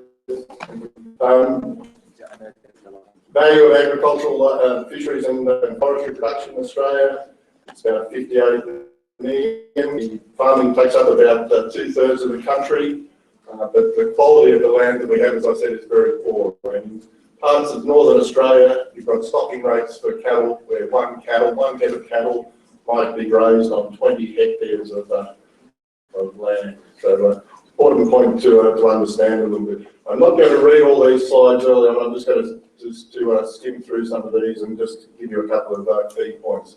One point I do want to talk a little bit about there is that Australia has the capacity in food production to feed about 60 million people. And in a world population of around 7 billion, as you can see, we have a fairly small contribution to make to feeding the world. About 25 million of those reside in Australia, so we grow enough food to feed around an additional 35 million people around the world. Next, please. Next, please. So agriculture in Australia contributes about 2% of GDP, but it's about 15% of our goods and services exports. To give you a little bit of context, in Indonesia, agriculture is around 15% of GDP. In Australia, there's only about 135,000 farm businesses. Most of 95% of those are family owned and operated. Give you a sense again, in Indonesia, you're talking around about 1 in 3 people are employed in agriculture. Next, please. And you can see there from the wagon wheel, the main things that we produce in Australia: beef and veal, wheat, milk, sheep, and lamb. And then it starts to tail down from there. I think as many of our Indonesian colleagues in the room will know, beef prices has been a very topical issue during the period of Ramadan, and certainly Indonesia is an important market for our cattle and beef exports. But interestingly, we only export about 4% of our cattle and beef production to Indonesia. Next, please.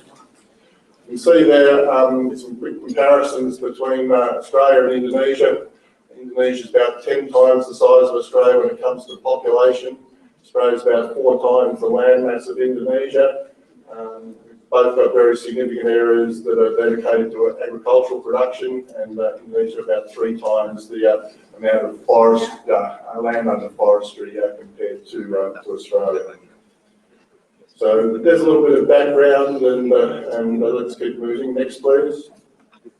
I want to talk a little bit. I'm from the Australian Government Department of Agriculture and Water Resources. I'm based here in our embassy here in Jakarta. Agriculture has always played a very important role in the success of our nation. It touches all Australians. Agriculture is one of the 5 pillars of Australia's economy, and it's a key priority for the Australian government. In 2015, the Australian government released the Agricultural Competitiveness White Paper. It sets out the roadmap for practical actions to help grow our agricultural sector. It's a $4 billion Australian investment in the future of Australian farmers and our agricultural sector. There's 5 broad themes, thank you, in that particular paper. I'm going to talk mainly a little bit around farming smarter. Within that farming smarter theme, there's 3 areas that the government's really focusing on. One is ensuring access to the most advanced technologies and practices to continue to farm smarter. Second one is helping farmers access skilled and reliable labour. And the third one is about supporting farmers and other land managers to help tackle the environmental challenges that we face in Australia and the world more broadly.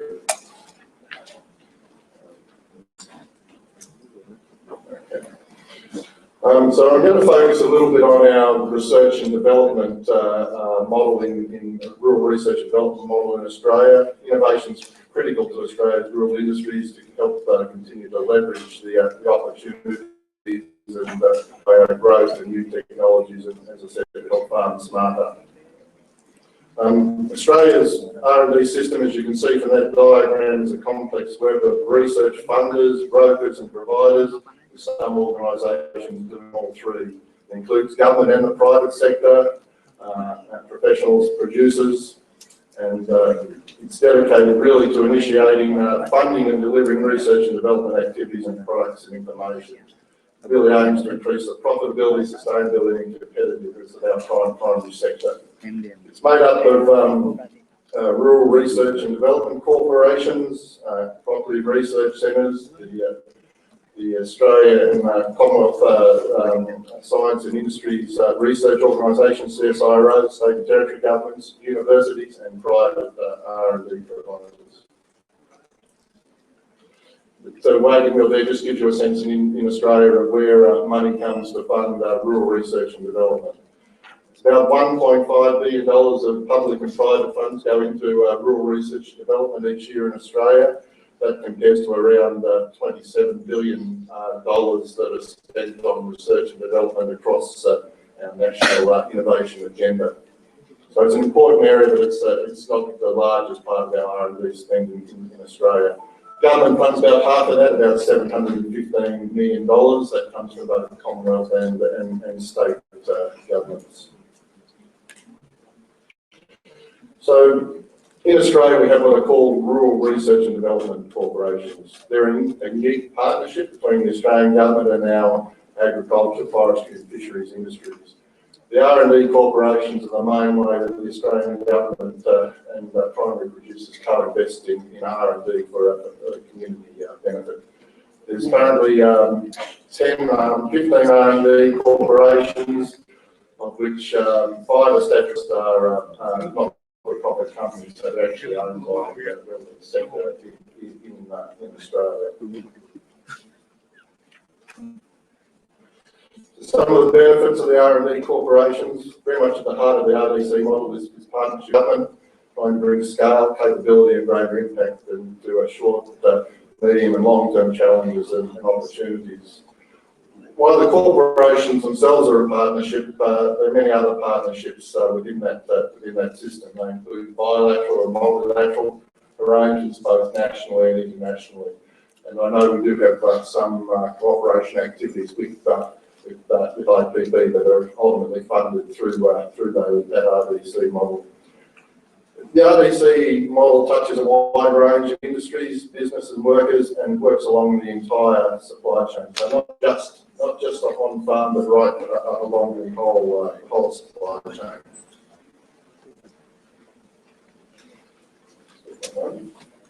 So I want to get on a little bit and spend a couple of case studies. This one's on the cotton industry. And the cotton industry has its own cotton R&D corporation, but it's also been had a lot of pride, particularly in terms of genetically modified technology. So as you can see from this example, over the last 10 to 15 years, Australian cotton growers today use 30% less land and 40% less water to produce the same 1 tonne of cotton lint. Have reduced their insecticide use by over 95% over the last 15 years. They've implemented integrated pest management, the use of softer and more specific chemistry and advanced resistant management strategies to protect the usefulness of cotton varieties featuring GM technology. Water product improved over 40% in the last 10 years. And cotton, for those that don't know, is a very water-intensive industry. So you can see growers have been achieving an annual increase in productivity of around 4% thanks to improved cotton on-farm runs. So remarkable achievements there. Next case study I want to focus on is the prawn industry. Prawn industry it's got very significant, particularly in Asia, but through research in aquaculture involving the Fisheries R&D Corporation, Australian Institute for Marine Science, state governments. Australia has been able to successfully domesticate the black tiger prawn. Prior to this R&D and extension investment, the industry really struggled to achieve more than 5 tonnes of production per hectare. The industry now is able to produce 19 tonnes per hectare. The spin-off of that investment has been the nutrition, and it's resulted in the development of a technology called NOVAC. That technology allows growth 30% quicker, it's healthier, and it can be produced with no fish product. That's the world first in terms of from the environment as well as that specific industry. I want to talk a little bit now about future innovation, and I guess the first message is there is no single silver bullet when we come to innovation and transformative technology in agriculture. But the transformation changes, such as changes to technology and practice, advances in genetics, and moves towards knowledge-driven systems, some of the keys to advancing agricultural growth. I hope some of these issues that I've brought up will speak this symposium to discuss. But transformative potential to change the way food and fibre products are made and transported. That will impact on decisions that are made on the farm, along the supply chain, and of course, ultimately the experience of food. I'm just going to talk a little bit about 2 of those. The first one around digital technology and big data, to share with you some of the things that we've been doing in Australia, and the second one just a little bit on genomics. So Australia was produced in the early 1900s, and at that stage our big data was much more limited than model. As you can see, it has got fair agricultural, good pastoral, and even the centre of Australia is described as useless when it comes to agricultural production. So where have we got to now? Currently, we've got national scales of something like that. We've got categories like nature grazing, native vegetation, and dryland cropping and dryland horticulture. That's made every 5 years. It's a huge undertaking. It involves drawing agricultural commodity data out of our annual agricultural census. It uses time series satellite imagery. My colleague from the US has left, but we do use satellite technology in Australia. And it relies on a range of catchment scale land maps used in conservation. So that map there can be produced to a scale of 1 to 5 million. But we've also got land coverage maps now this map here it uses an incredible volume of satellite data imagery, snapshots of vegetation, greenwich. Produce this map taken every 16 days for 2 years. Each pixel on this block of land 250 metres by 250 metres. These current maps are available for the last 10 years, and we're currently moving to have this map to a scale where it will be able to move down to a block of land that is 25 metres by 25 metres. As you can see, in this map, between the one that was produced by the Open Australia hasn't changed too much, but our capacity to use the vast array of data that we now have has. But we're taking that sort of technology and taking it further. We're looking at integrated crop forecasting systems by combining that land use mapping, climate data. We're starting to work on a system to provide real-time crop area estimates and yield predictions to predict more accurate production estimates. Current programs focused on winter crops. Crop master or land use is used to focus solely on those areas in Australia where winter crops are grown. This is overlaid what is called a normalised different vegetation index. I know we've got some technology nerds in the group here, and that's the whole continent. So what it basically does is measure the greenness of vegetation at a pixel level, both before planting, during, and at the time of harvest, to assess how the crop is progressing or not. And last one I wanted to focus on was genomics. DNA technology becoming part of most areas of biology. They offer benefits to our agricultural industries in terms of increasing productivity, decreasing costs, and protecting the environment.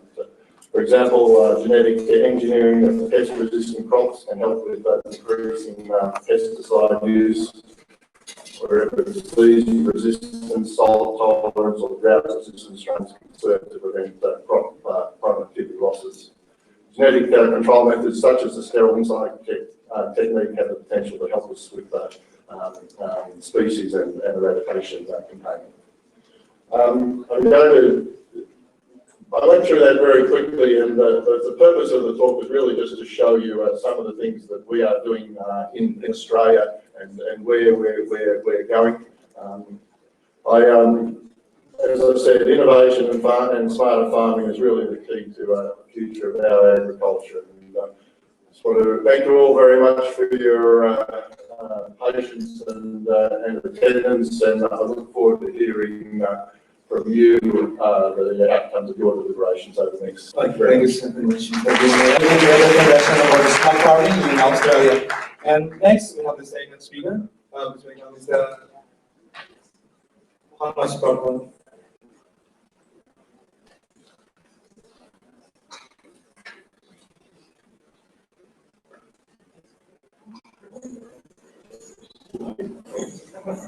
So,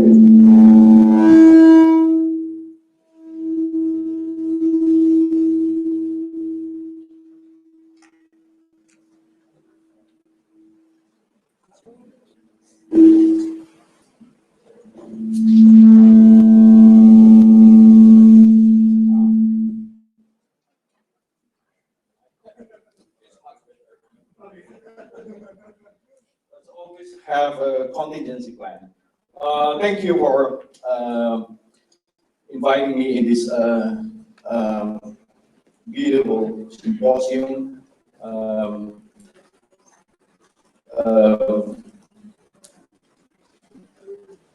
Can slides? Okay, while preparing the slides, I'll introduce myself again. My name is Muhammad Suprato. I representing Javara. We are biodiversity-based artisanal organic natural food producers. We started in 2008, and then but eventually we stopped selling products in 2009. We started our business from selling local variety, number of local rice. Basically, because we are one of the founder of the Javara. She's so passionate about bringing biodiversity into market, because we in Indonesia we have a variety of rice around us still remain in our seed bank. So let me bring the topic to a more down-to-earth aspects. From Indonesia's biodiversity to premium food market.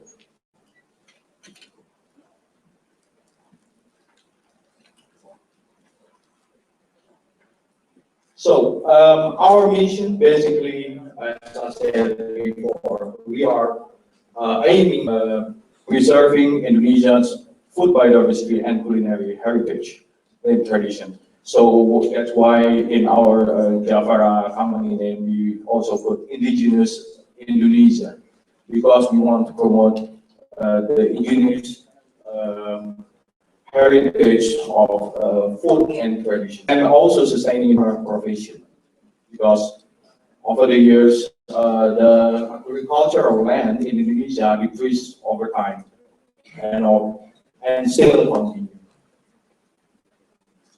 So our products, it's easy to mention the company from their products. So our products are natural or organic. So basically, we said organic or natural. On farm, we don't use chemical fertilizer and pesticides, no chemical additives. And so basically, that's our products has to be complied to that. We have a number of product categories. The moderator said about more than 600. I can't remember all the products, but I can remember a number of like spices, honey, rice, of course, vegetable oils, coconut oil, gluten-free flour, salt, jam and spread, and then coconut sugar and noodles. These are product categories. But we do have, I think it's about 200, more than 200 active products we are producing now. So we are not alone. We work with our partners, the farmers, the food artisans, and also food processors around Indonesia, mainly from Central Java, of course, but we also source some of the products, the commodities from the farmers from Aceh, from West Sumatra, up to the West Papua. So 20% of our farmers are certified organic, conform with the USDA, Japan, JAS, and EU organic certification. So what we do, basically, from local farm to the global market. So basically, our activities involve the whole value chain of from agriculture, the farms, on farm, up to the distribution. We do a number of, you can say, some non-commercial activities somehow, like technical assistance to the farmers and to the processors. But also we do a product innovation in terms of process the commodities, the raw materials, and then we do design our own the label, the packaging, and so on and so forth. Sometimes we also do provide working capital and investments to our partners, including buying off their products upfront and paying in full in upfront. Our product mix strategy, basically, we have three lines of products: mission-based, upstream problem-driven, and market pull. Let me talk about the mission-based. Because our mission, Indonesia biodiversity and culinary traditions, we always want to keep a certain plants like exotic rice, for example. We create a product, a special collection products, collection of rices. As you can see from the picture, maybe small, but you can imagine that. We have a number of different baskets. And then problem. This problem with dealing with problems in post-harvest, because most of our agriculture products in Indonesia are season-based, and sometimes it's very vulnerable to the speculation of it. So harvest season, the price goes down, and then the farmers confuse how to sell their product with price. it's good price because they want to invest their the results to their next farming season. This situation is always somehow problem, big problems, and yeah, then we develop products based on the commodities. The third product strategy is basically meeting the demand. We do have cooperation with our customers, export local to develop. So as the first speaker said, to your customer, yes, we do listen to our customer, and it's not only listen to, but work with them. And it's not only with your customers, but also with your suppliers, with your partners in the supply chain. So collaboration is a necessity in this business, and yeah. So to recap, I will say, when you define a business, then you come into products. What product? At the same time, you also think about the market. So product and market is one hand on hand. It's a pair of concept we need to understand. So we do examples defining product market is what segmentation of this product market, niches or mainstream. And then what uniqueness of or compelling factors of the products. And then up to then when the market asks for your products, then you need to think how to produce the products in viable, commercial, viable way. Because if you are not doing a business in a viable business mind sense, then maybe you can sell your products only on one season, but not for the. And then the last thing is product pricing. This is something. It's not necessarily has to be lower price, but has to be reasonable. The reasonable price is something we need to understand from the customer point of view. So I'll give you examples. This is a simple business case. When we talk about creativity in agribusiness, then I'll think, because the on-farm problem is so much, if you have different plants, crops, then yeah, imagine how many expertise and expertise you need to have. So let me give you an example from based on one that can be relied on. This is coconut trees, coconut plantations. Of course, in coconut land farm, you can also plant different plants like spices, bonbon, cassava, and other things. But then, of course, you need to have one or a few products that can create value as the basis of your businesses. From coconut tree, you can nectar, nut fruit, and then you can turn into sugar as a crystal sugar or a block sugar, and then you can process the fruit into chips or snacks or coconut oil. Coconut.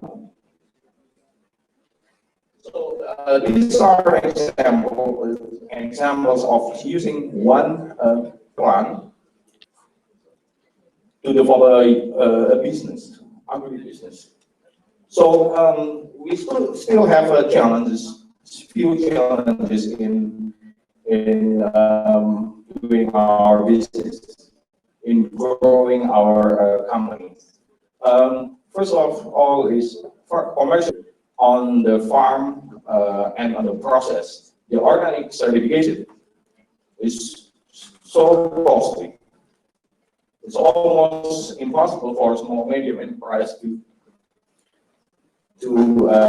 have that because of the cost, not only money, but also the efforts to prepare the certification how to trace, control the quality of the products.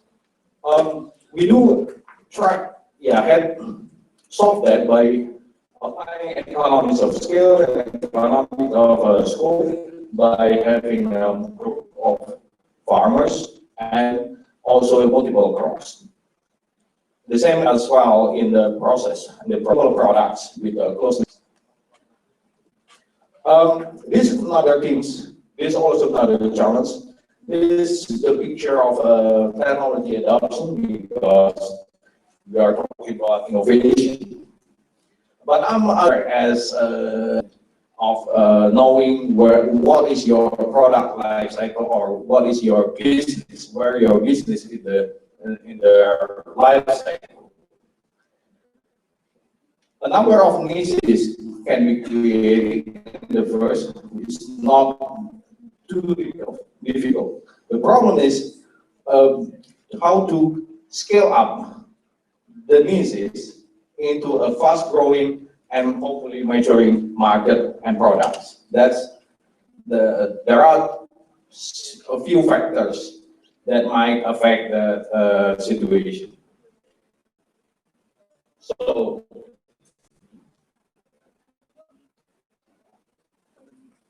I'll give presentation to share some list of our company.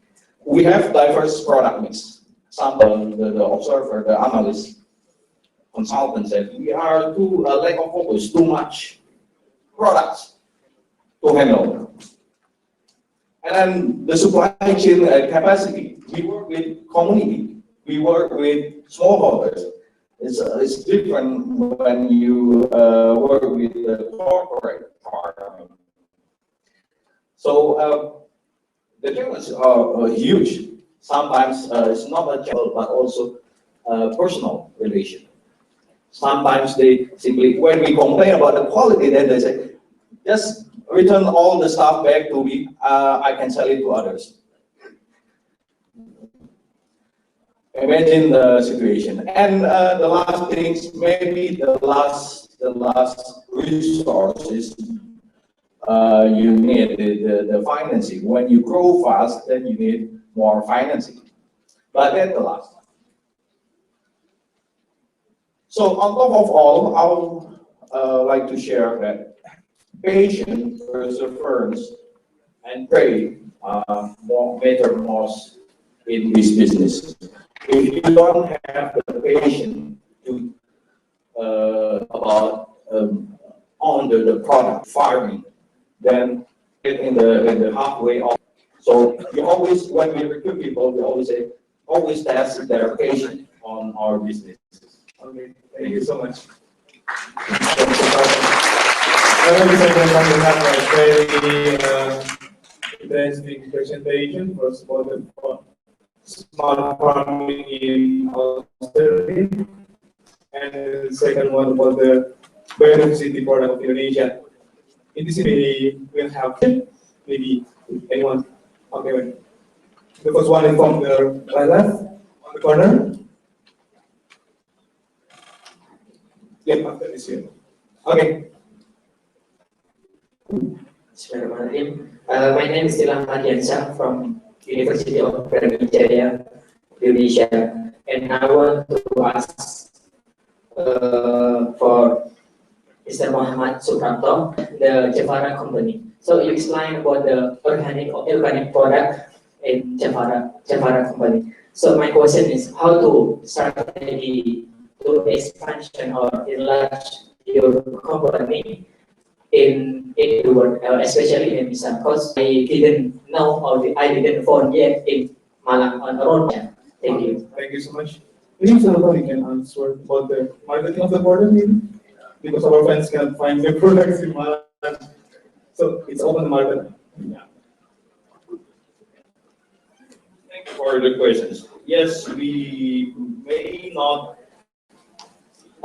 presence in all area in Indonesia because our products are premium markets. So we do have our products listed in more than 300 stores, premium retail chain stores like Rams Market, Grand Market, few just examples.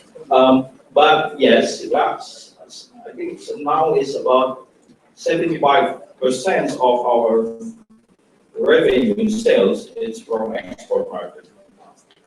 So we also exported to US, USA, Europe mostly, UK, because UK is bigger, and also Singapore.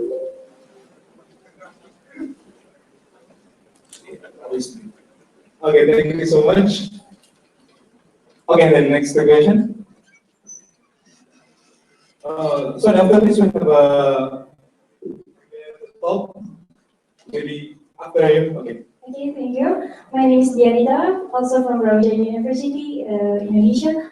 And my question is, we have now the challenge of the Java. There are the farmers who prefer to sell into the others, not being involved, so difficult to have the quality. And actually, how's the great part of Java to get a mission to have collected to preserve all the biodiversity, to bring the farmers together, because it's important to nurture the farmers and motivate them. Okay, thank you. Okay, thank you so much. Thank you for this very fascinating. When you work with people, the farmers, then you need to understand their, to know them. And you can only do that knowing that them by talking, maybe spend some time together with them. Our CEO, she lives with the farmer for 3 months. Of course, not one place. Yeah, basically the psychology, personal relation is very important.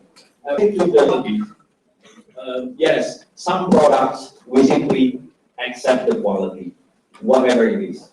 Some products, for example, a rice from West Sumatra, it's very rare. Once harvest is only 60 kg, very small amount. And yeah, we buy it. And we have a collection of rice. Of course, it's an expensive collection of rice for a gift kind of products. But for some farmers, we still we do apply a stringent quality control, quality standard. Of course, we need to tell them what quality specification we get from them and provide it. But once we have a provide technical assistance that enforce the quality, they will never learn about meeting the market standard. So the key point is the interpersonal approach. Interpersonal approach. It depends on situation, depends on the products, depends on situation. Okay, thank you so much, Mrs. Rapa. And then we have another question from the team. Okay. Dear speaker, I'm William from Taiwan, and I'm really interested in agribusiness. And I have a combined question for Australian speakers. As we know that global warming and climate change issue really matters agriculture. How do you see after COP21 Paris Agreement with the growing carbon trade market? What's the difference measures should take between the developed country like Australia and developing country like Indonesia in the view of adaptation or mitigation, or the different opportunity you see in the potential market? Thank you. Okay, thank you so much. Mr. Can you explain more about the climate change and something about how to tackle climate change after the Paris Agreement? Thank you. I'm very glad that the lady on the side here, Life Science, because the question is a very big and important area, which is, of course, comes to the heart of how we deal with climate change. And I'm not sure that I can do justice to your question, but simply to say from an Australian point of view, have a number of programs that we on farm, encouraging farmers to take an active role. As I touched on a little bit in my presentation in natural resource management, but a number of those are very much specifically focused on the role that farmers and farming can play in carbon sequestration and the role they have for the environment. I also wanted to just very quickly along the supply chain. Agribusiness has a really important role to play, and we have some very, very positive examples where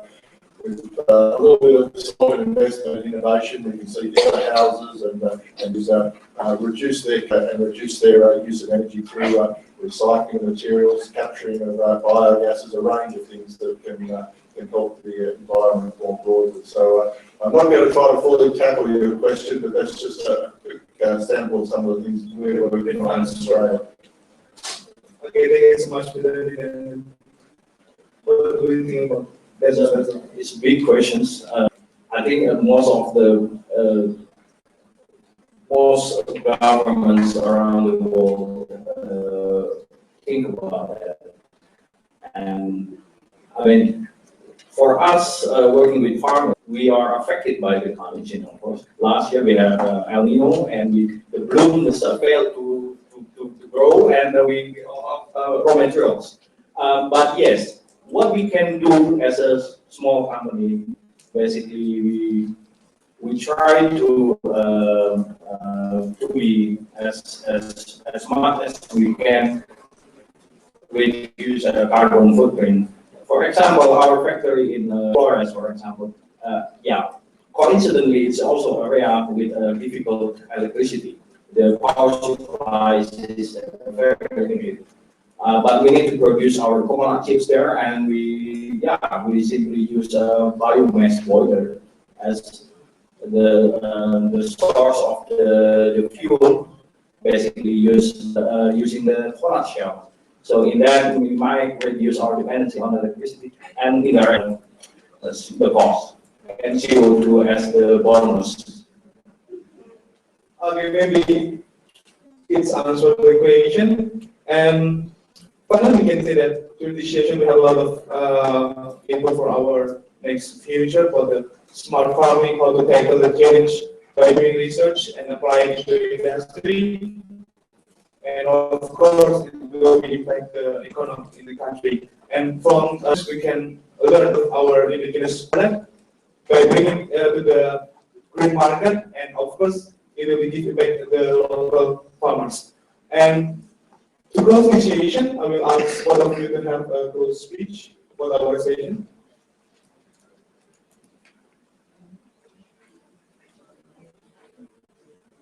Thank you very much. I talked a little bit about institutional arrangements for research and development, and I hope I gave you a few thoughts for some of the technologies that are coming here now and coming down the track. One point I did want to make is that a lot of that technology is already being used in countries like Indonesia and throughout Asia. Technology that is limited to the use in more developed countries. It's technology that does get shared and picked up. And I know in Indonesia we've seen quite amazing pick up in the technology through technology and smartphone. Sadly, I have to declare that I don't have an Android or an Apple either. I've got a much more basic BlackBerry, but I have to say that when I go out and visit Indonesian farms, I'm quite amazed with their capacity and the technology that they're already using on farms. So it's not just about developed countries. The opportunity to do it locally is already here and happening. Thank you so much. Yeah, I will just stress again about doing business is to start with your own patient. So that's basically your own patient, our own patient, where we are, we can achieve. I think that's all. Okay, then we can give a big applause for our speakers. So, thank you so much for your interactive session. We can talk about that. The business, and of course, the business is very large scale, right? With a small farming and the patient, the preserve the diversity we can create a better future for our small farmers.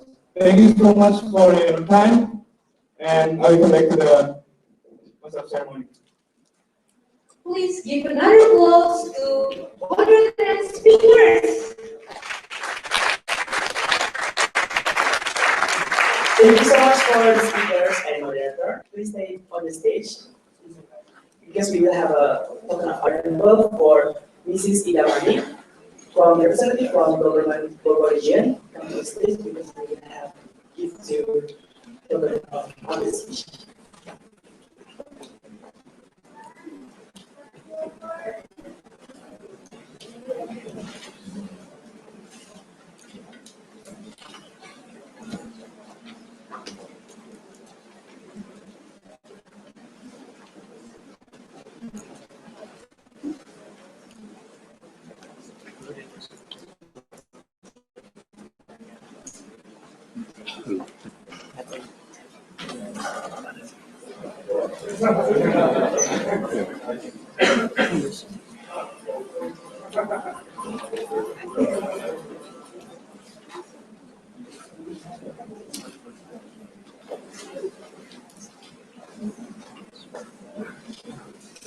And now we will have a photo session.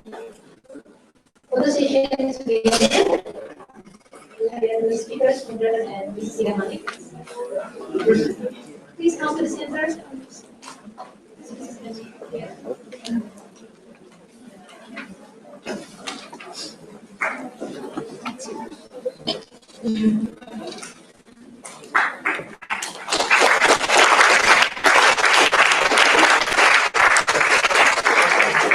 Thank you so much for speakers, moderator, and Mrs. Ida Mani.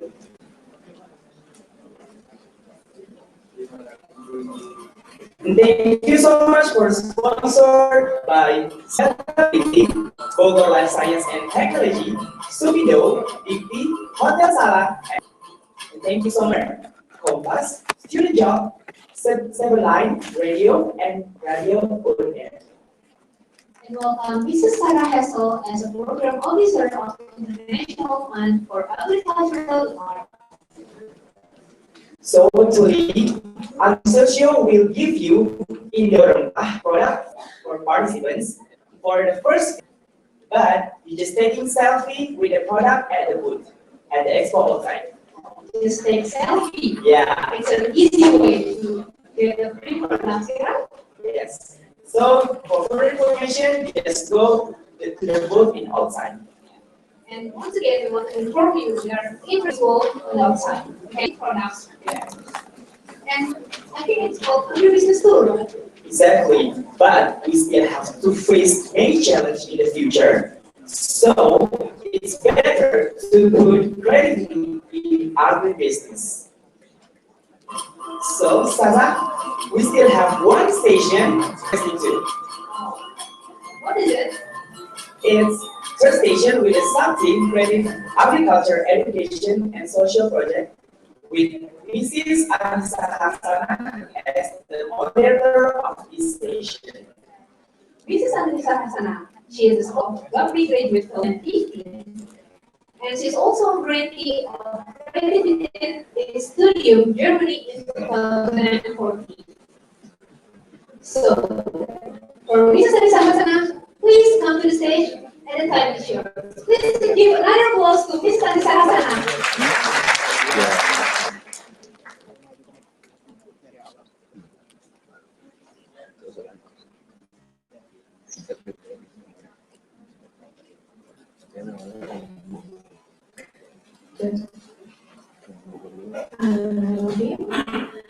Good morning, everyone.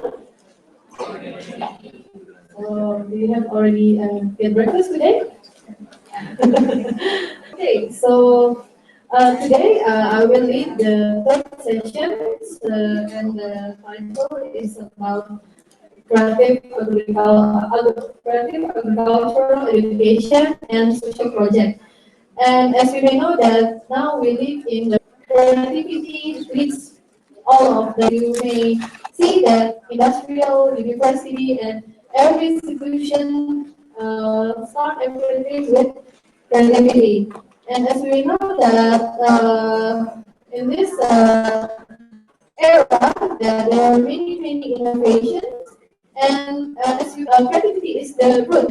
So today, then, we will hear two interesting speakers from two famous institutions. So now I would like to read his CV. So the first speaker is Mr. Bruce Blackman.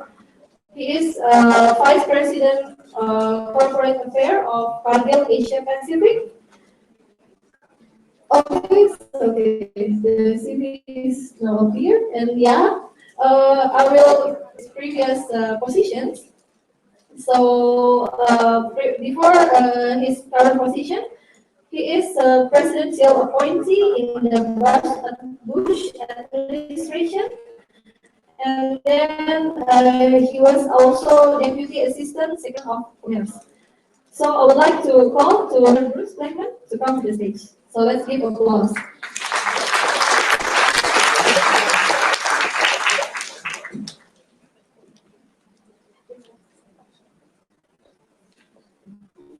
Okay. I will call for the second speakers. She is Hazel, and now she is a program officer in the Asia Pacific division in Iysca. So International Funds for Agricultural Development. And actually for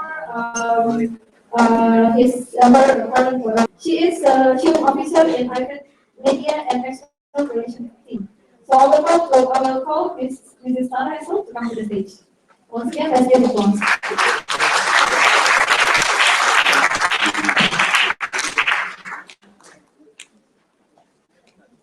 Okay, so I will feel very honored to be here to lead the symposium, and the participants came from more than one. Yeah, so for me, it's very nice symposium. So I hope that you can absorb the energy, the knowledge from the speakers, and also from all of us already here. So I will start the session now. So I will give to Mr. Bruce Blackman. Oh, okay. Ladies first. Okay. From the committee, I have Mr. Bruce ladies first. So I will give the chance to Mrs. Sarah. I miss yours. Okay. Good morning, everyone. How are you doing? I know we're the last session before your lunch, so I hope it's going to be interesting to keep you here. So just introduce me. My name is Sarah. I work for Iysca, and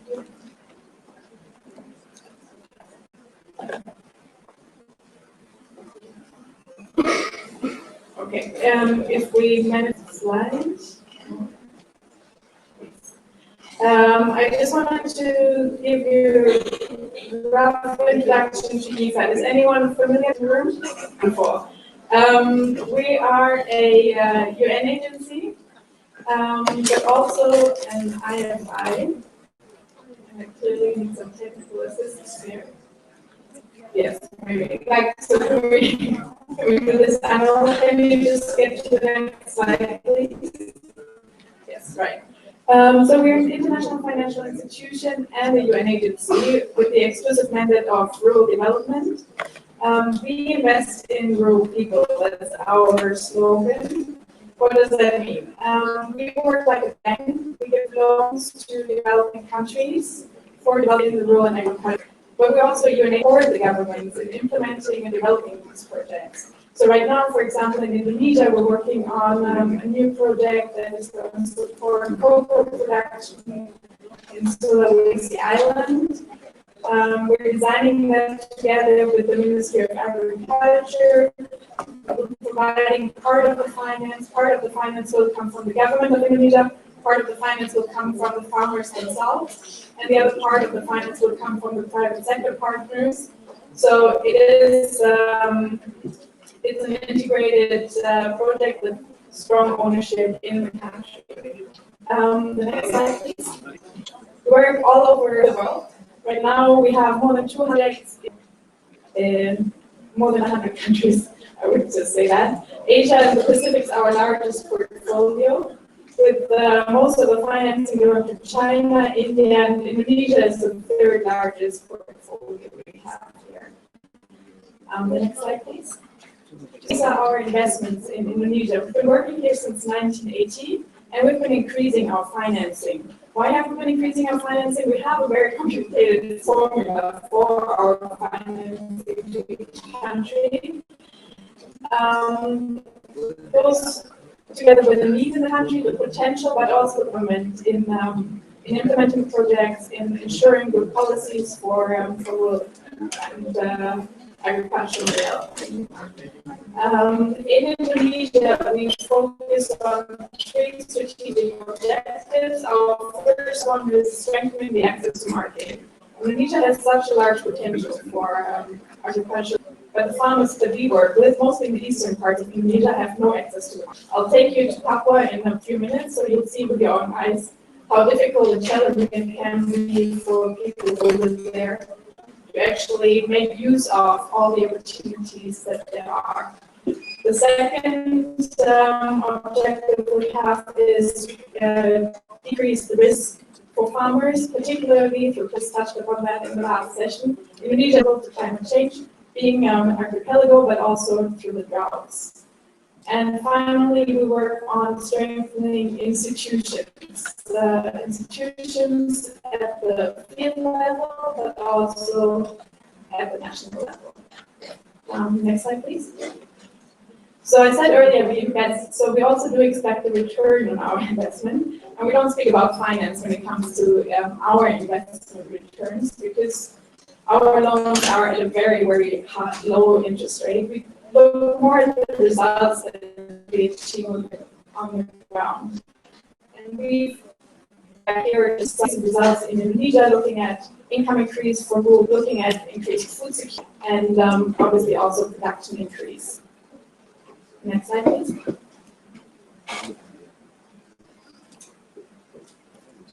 So, what do we do about education? Why is it important for us? You see here is the cross-production value per hectare of arable land. And you'll see it's all Southeast Asian countries.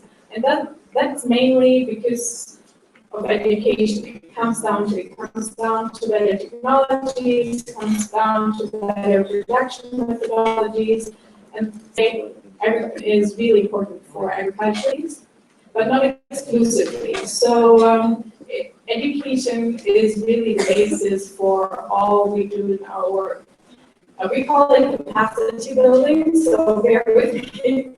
I'll talk about capacity building now instead of education. The key to empower is the key livelihoods like education in nutrition, education in financial literacy, education in production methodologies, ensuring that rural communities can really take on their own development. It obviously at the project staff level also helps to ensure better results. If we look at financial management training, if we look at procurement, if we look at transparent monitoring and evaluation. So overall, every single project that we support has training, capacity building as a very key activity. Actually makes up 35% of the activities. So in the following, I'm gonna, next slide, go into a few examples of what we do. We do a lot, so I don't have time to cover all of it. Can we go to the next slide, please?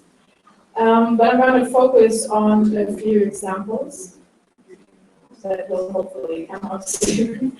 So the first example that I want to talk about is community-driven. We take the approach that the communities themselves need to be the driver of the rural transformation. So we do have still waiting for the next slide. We work a lot with the communities themselves, the farmers themselves, or groups, so that in these groups they can together learn, increase their production, and then be also an entity that can work with the private sector in selling and marketing their products. So now we can jump directly to the next slide. Exactly. This is okay. Now your video. I hope we can show that. So just to highlight what I mean when I say we talk about community-driven development. This video is about a project that we supported in Papua in Indonesia. It's about 8 flight hours from Jakarta. I went there myself a few weeks ago. It's a lot of tribal communities, so very different settings than in Java if you do agricultural development in Java. So we'll show you why it is important to work with the communities themselves and empower them. Remote and least developed places in the world, and the Wetapo is growing vegetables. The village in the highlands of Papua, Indonesia's easternmost province, is reachable only by air, and is seldom visited by outsiders. In one of the most remote and least developed places in the world, like the Wetapo, is growing vegetables. The village in the highlands of Papua's easternmost province is reachable only by air and is seldom visited by outsiders. It's a place where development projects have had little. Tribal customs are strong and for women like Magda, this means they have no say over their lives, their families, and their futures. Men decide how we live and act. It was our traditional practice that the men were the ones making the decisions. We didn't question it because it was our tradition. If we tried to violate these traditional practices, something bad would happen to us, like we would get sick. So we accepted it. But then a small pilot initiated by IFAD and the government of Indonesia, women of this village gained a small amount of financial independence, which radically changed their lives. The project idea is simple. Facilitators work with community leaders to define their own problems and come up with their own solutions. With training and preparing kids, they can access grant money to make their ability. We used to live in a traditional way, mostly under the control of men. But with this project, women got a chance to fund and improve. And we are thankful for this. They may be thankful now, but this was not what the male leaders of the village first had in mind. They did not want to change the role of women, but they did want to make more money. Agriculture is their main source of income, and it is the women who are the farmers of the village. The men finally agreed, after 3 months of discussions, that the woman could receive training in agriculture and financial management. And now, after 2 years, the women have their own bank for the first time. They decide for themselves how to use money and how to farm. Before the project, men made the decisions about agriculture and when to plant the crops. But now we're working as the women's group, and we need to make plans and decide how the group will work. Decisions. Now Magda's making a second group too. With the money she earns from selling her vegetables, she has quadrupled her family income. And she's decided to put aside money for her son's university education. Now that women are becoming the primary breadwinners, are treated with respect and have far more independence in all aspects. I feel proud because our lives have changed. Very happy. The secret of the project's success, says John Hartman, who worked with the government to develop it, is that it focuses on local needs rather than importing solutions from outside the region. Papua itself is quite a challenging environment. It's culturally, it's very much in Indonesia. And the difference that this project, I think, has made is that it's specifically for Papua and the populations they're in. It uses the social structures that are actually on the ground rather than transposing something from outside on them. But the main point is that it really supports the potentials that they have in agriculture, which is so important for their livelihoods. This little pilot project is now in 215 villages in Papua. And it may get much bigger. Based on its success, the Indonesian government is considering replicating it across the country, which would benefit tens of millions of people.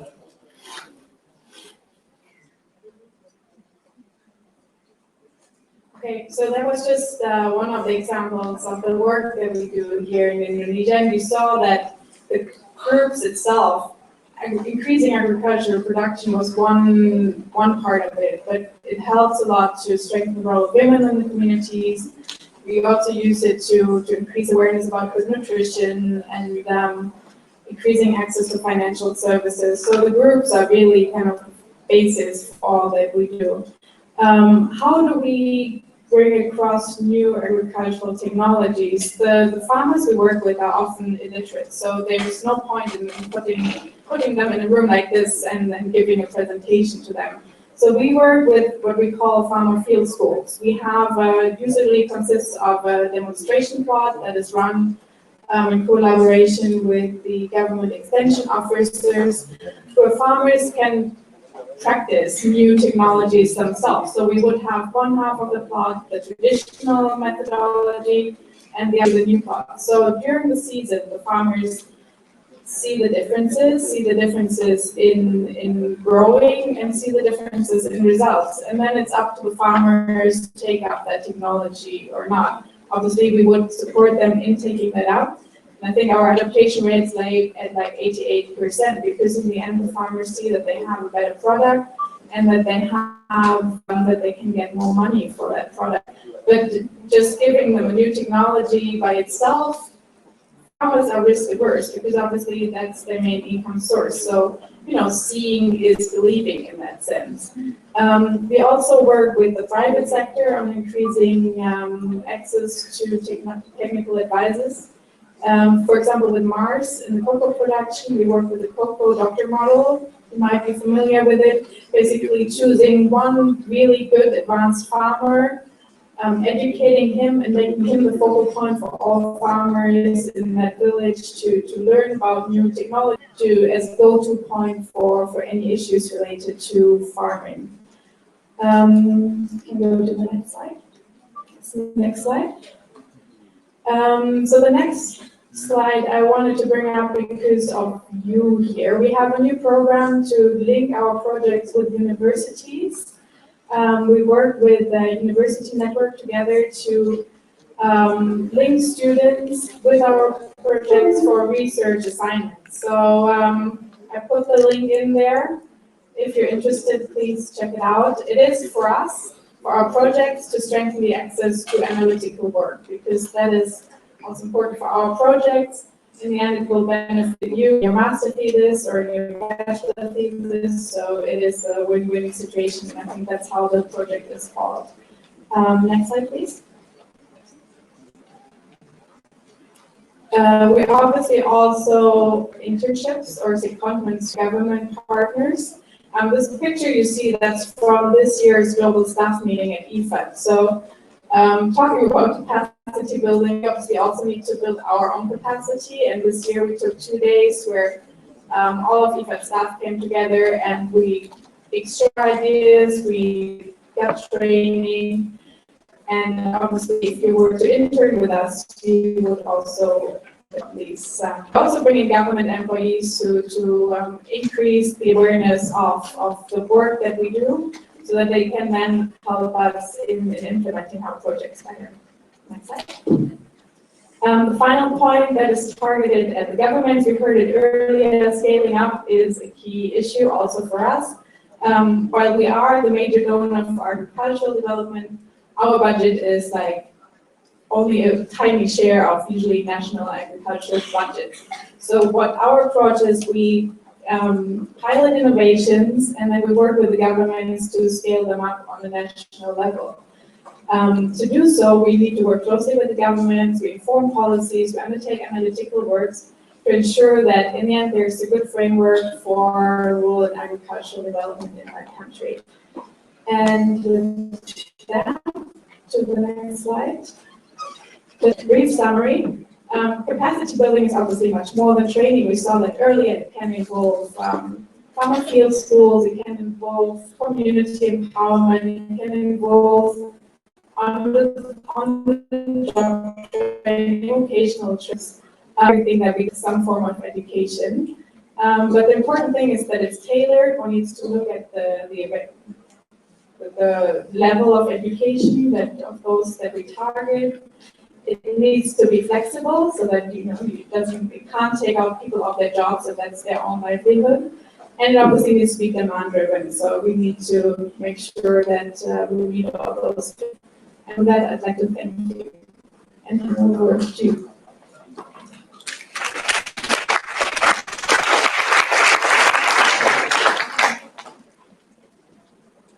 Thank you to Mrs. Sarah Hassel for the nice presentation. So she talked a lot about the funding related to the cultural project, and one of the interesting points for me that giving education, it doesn't look like it's like it, so we need to think about creative method to introduce the conflict to the whole people so to get more understanding. Okay, so we will continue to the next speaker. So he's ready. So please to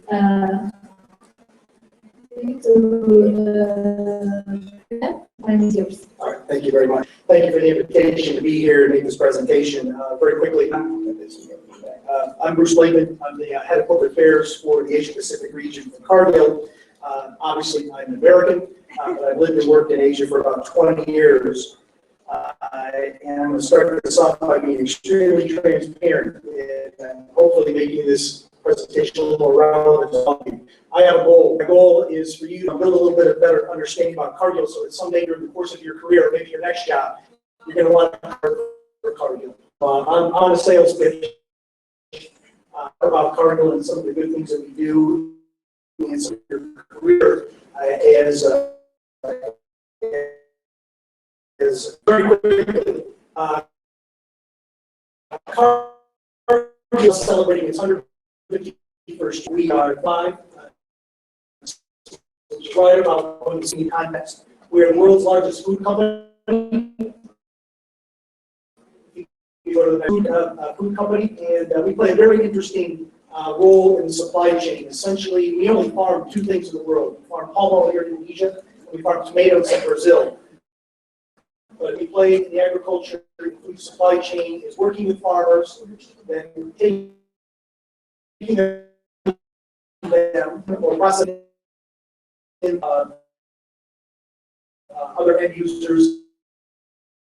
Again,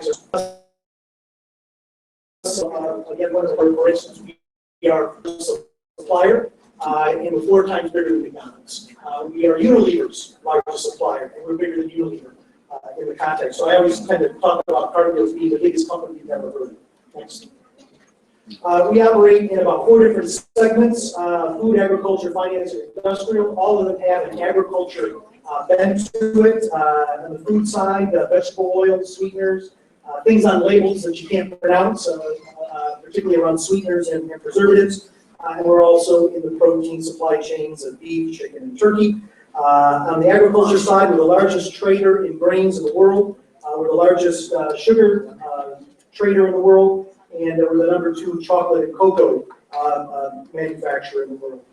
On the financial side, we work with farmers to help them manage their risk. We also work with our other end of the supply chain and helping them manage their risk. So managing and hedging prices, looking at managing currency exchanges, and et cetera, for our customers and clients. And then on the industrial side, we use bio products to do a whole lot of things, generate, make feed, ethanol.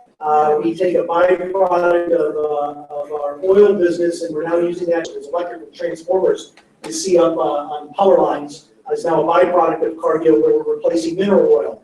More environmentally stable and also cheaper and also safer for that. We also have a business that's called Nature, which is a Thailand company where we take corn and we make biodegradable plastic that can be substituted for petroleum products, and that can also be manufactured the way that it's biodegradable. 90 days in a compost pile and it actually disappears. So a lot of interesting things that we do across the supply chain. Next slide, please. Again, this is giving you a better idea of the things that we're doing. Again, we're helping farmers manage risk and price. We're providing markets for farmers. We're developing new ingredients. One of our newest is an ingredient called Truvia, which is a zero-calorie natural sweetener that is being used by folks like Coca-Cola and other beverage manufacturers. And then we work with our customers on better tasting recipes and reformulations. So for instance, all the eggs that McDonald's uses in the United States for their restaurants are produced by Cargill. If you eat a chicken sandwich in Japan at McDonald's, that was produced by Cargill in Thailand, and then also a whole host of other things. So let me jump into this. I know I've got about 10 more minutes left, so I'm going to move quickly. Next slide, please. So we're in a changing world, and I think you're in a very exciting space. About 5 to 7 years ago, you couldn't open up the newspaper without reading about food security in the world. And we thought, you know what? All of a sudden, agriculture and farming has become sexy. People are starting to realize the importance that we play in the world today. And just think about it. By 2050, we're 1 billion more people in the world. That's 2 million more people having to eat and having to survive. And that is estimated to mean that we need to produce somewhere between 50 to 70% more food than we do today, basically at about the same amount of land. And I can tell you, you don't need to worry. We can meet that need. We can meet those calorie needs across the world without developing any kind of new technology that we don't have today, but we got to be smart. And we got to, this slide is probably the most interesting one. It said, we'll require creative agriculture and food production for us to have a food secure world that will provide safe, nutritious, and affordable food for all. But it's going to require us to work together and to be smart about it. So today, next slide, please. So today I'm going to look at really kind of 2 issues in my presentation. Innovation and supply chain. And again, like I said, Cargill, we're really not farmers. But we're completely dependent on agriculture for the businesses that we do.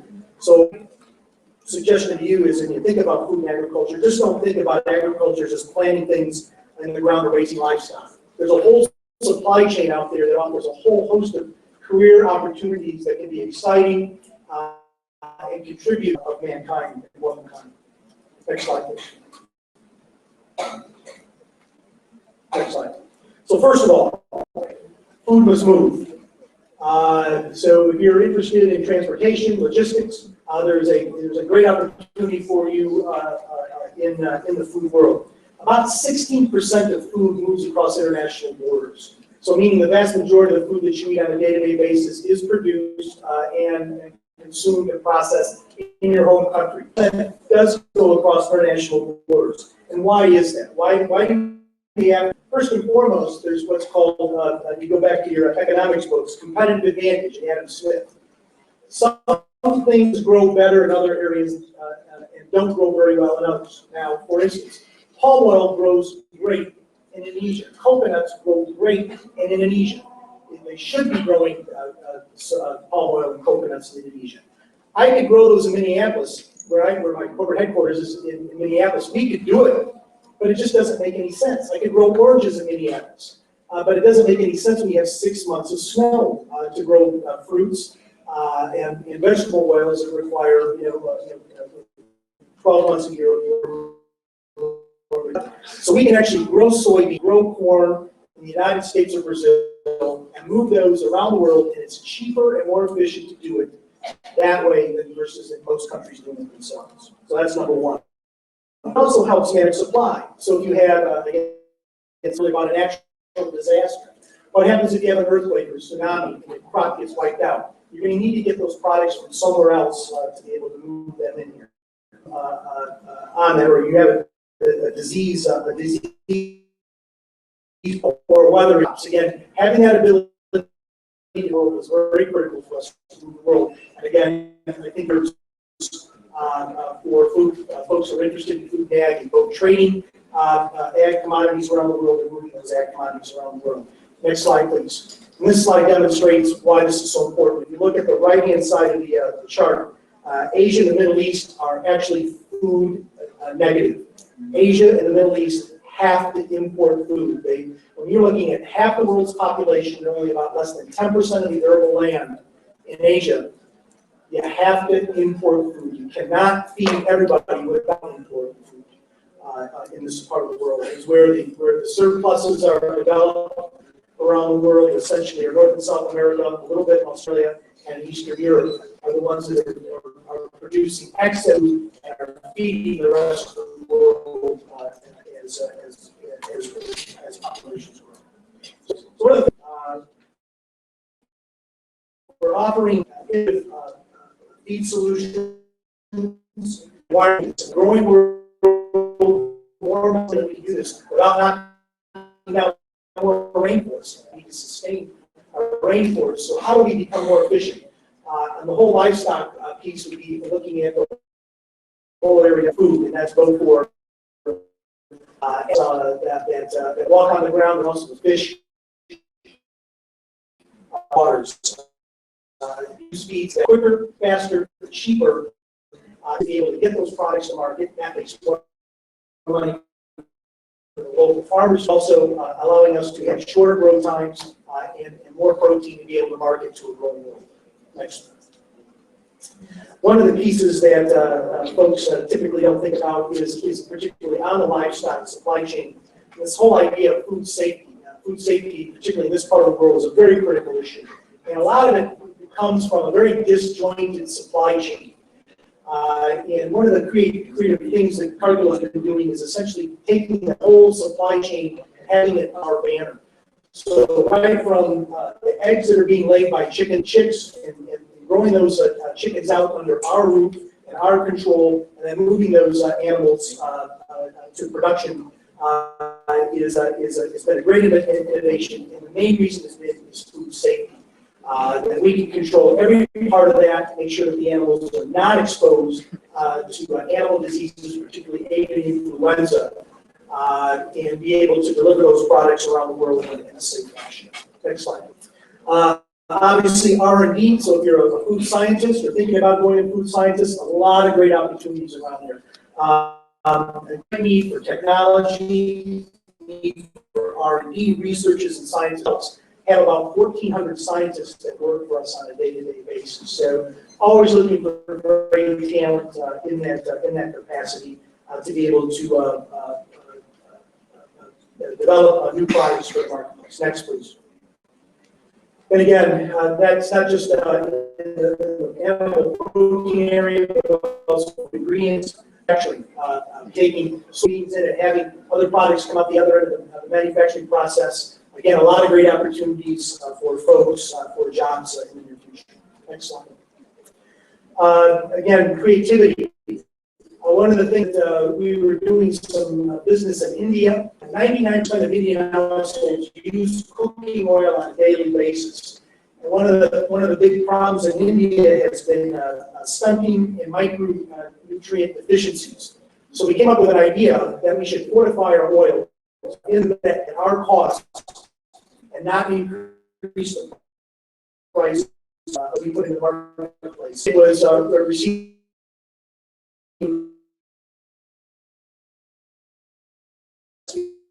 our market share 1% and just as importantly, on market share. So through an innovation, a piece of creativity in one marketplace, we were able to change the entire market to be able to help solve a problem.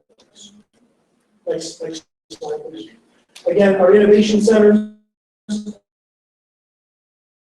working with our customers to help them develop new products and be creative in that process, but also re-products to make them better or more or have more or cut costs for our customers. Next slide, please.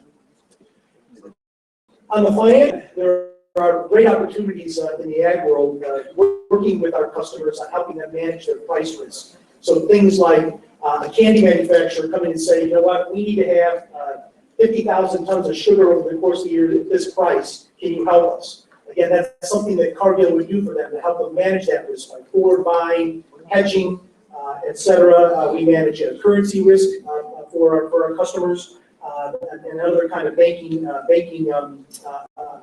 options for our customers. Next slide, please. We also do quite a bit of export financing. So if somebody is going to buy 50,000 tons of soybean That could be a $50 million purchase, and helping our customers be able to do that and finance that movement around the world. Next. So now I want to talk about a little bit about, go to the next one, please.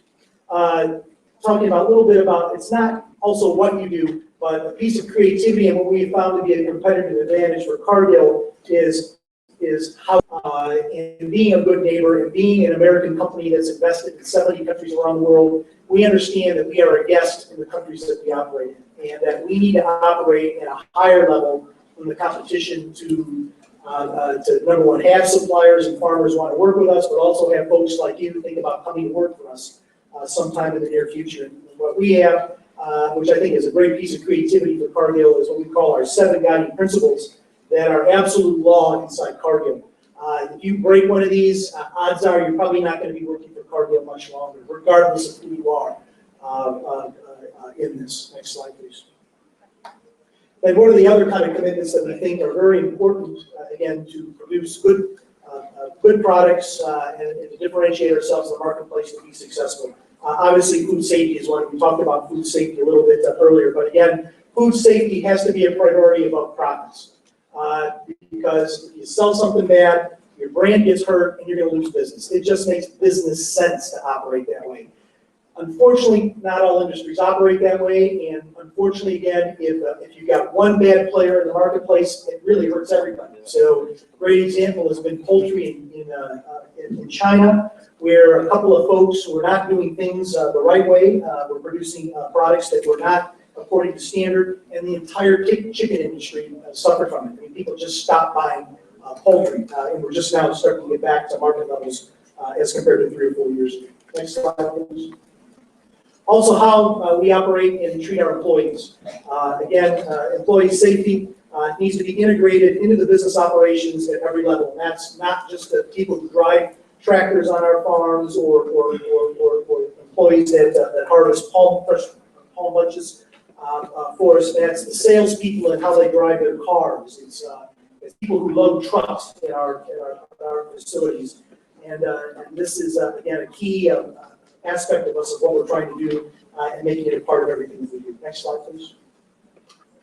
One more. One of the things that we do at Cargill is have a very extensive CSR program. You can see our goals up there of what we concentrate on and what we work on. I'm going to go through a couple of those right now. Go ahead. The families and Cargill is privately held. We're actually the largest privately held company in America. And the 2 families that own Cargill have said we're going to spend 2% of our pre-tax profits on doing good work. So in the last couple of years, that's been just about $58 million that we will spend on projects around the world and helping the communities that we work in. And here's a couple of stats. I'm going to go through this stuff pretty quickly. Hopefully you can read the charts. Next slide, please. Helping the communities that we operate in is one of the most important things that we do. It's a key goal. It's a key goal for 2 things. Number one, it helps build our brand. It helps us attract good people to come and work for us.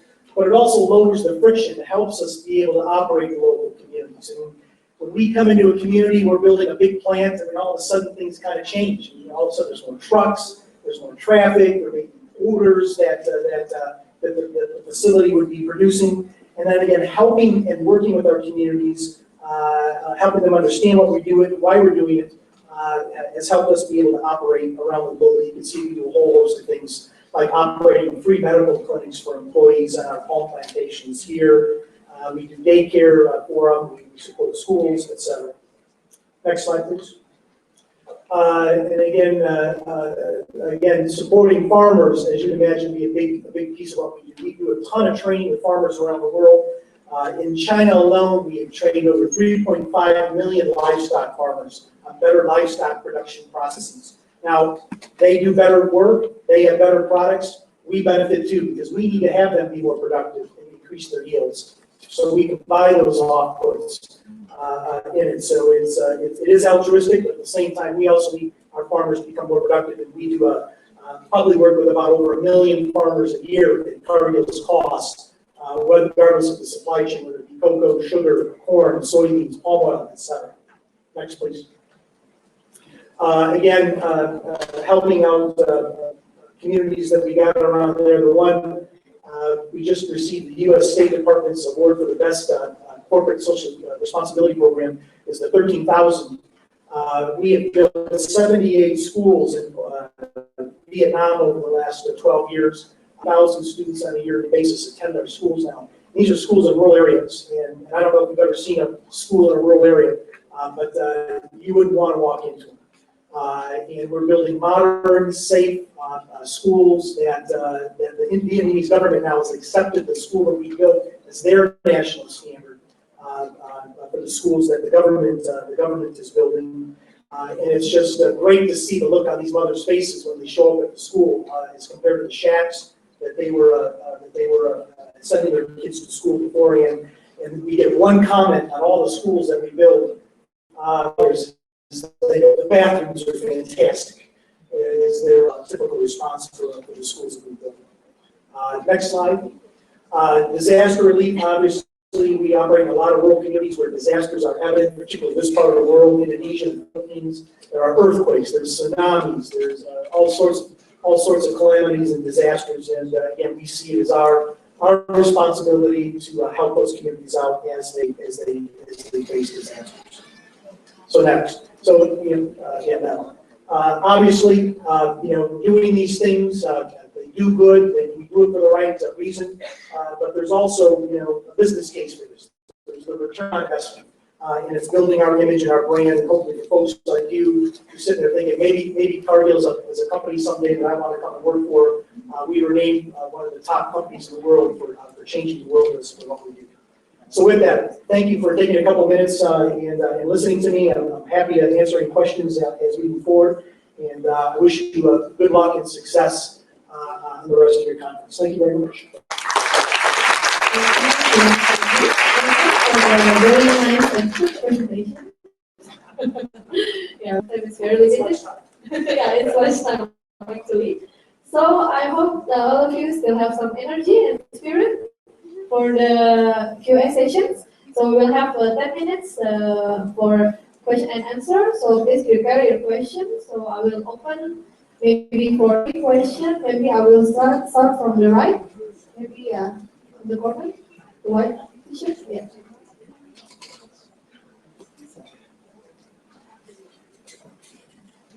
Thank you. My name is Musa, and I'm a global ambassador for corporate information.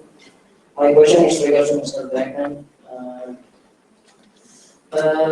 As founding member of RSPO, how do you see Cargill and palm oil industry as a whole in the future, considering there will be more 2 billion people, and current production is only 60% at sustainable? Thank you for the question. A very, very good one, too. So Cargill is one of the original members of the RSPO and one of the first people to get their Indonesia plantations certified by the RSPO, and we've certainly gone beyond RSPO over the last couple of years. So the question about getting more and more palm oil certified is absolutely a very good question. And it's critical to feed the world, as you rightly pointed out. First of all, palm oil is the largest traded vegetable oil in the world. We need it to feed people. It surpassed soybean oil about 5-6 years ago. So it plays a critical role in feeding people, particularly in the developing world. India and China are the biggest importers of palm oil in the world. They need it to keep prices down so that people can eat on a day-to-day basis. And on your question about sustainability, I guess the way that I try to answer this is that it's a journey. And it's going to take some time because we're asking people to change the way that they have produced palm oil for decades, a way that can become certified as sustainable. And what we've got in the industry, and it's not just Cargill, it's the other big players in the palm industry, Cinemas, Musimas, KLK, Wilmar, etc., Asian Agri, are all large palm producers in here. We are taking the lead. So we've made commitments on our own palm plantations that we would be sustainable. All of our palm plantations are sustainable, or at least in the process of being certified sustainable in the future. The next step has been working with our third-party suppliers and smallholders who sell us FFBs that we would then process into group Paula. That's where we're at in this journey today, and it is a difficult step because you're literally talking about hundreds of thousands of smallholder farmers. And I think the gentleman earlier was talking about smallholders, where it's very difficult for smallholders to have the technology, to have the funding, to meet all the criteria that we need to have to get certified sustainable. So we are all, the big players and traders and refiners, they are all working with our supply chain. The first step is telling them what we expect. That's where we're at today. So we're doing traceability on our supply chain, so we know where the mills that are supplying us CPO, so we know where that's from, number one. Number two is then looking at what's the area that's supplying those mills and working with those growers in those areas on what we expect. And all the big companies will have that done. That our supply chains will be traceable and certified in some fashion as being sustainable, that we would then be sending to the marketplace. So, we're on kind of our scale. I think was founded in 2004, so we're on year 12 of that journey. It's going to take more time. Are we going to get 100%? No, we're not.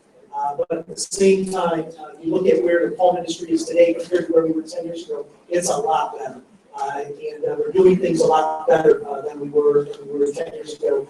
Thanks to, quite honestly, the NGO community that put pressure on the industry to become more sustainable. Okay, so I think it's enough for me. Okay. So we'll move to the left side. Okay, there are many. Maybe, yeah, the one that with white t-shirt also.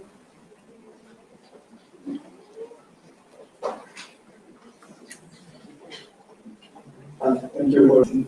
My name is Victor. I'm from Madagascar, and I'm interested to ask about preservation of our forest is one of the biggest discussions in the United Nations. So with manufacturing and farming like that, it looks like a step back deforestation. My question is, aren't you invite people to lend the conversion to do farming? That's my first question. What is as a solution to minimize the rate of deforestation all around the world? Thank you so much. Thanks, Victor. We came a long way, yeah?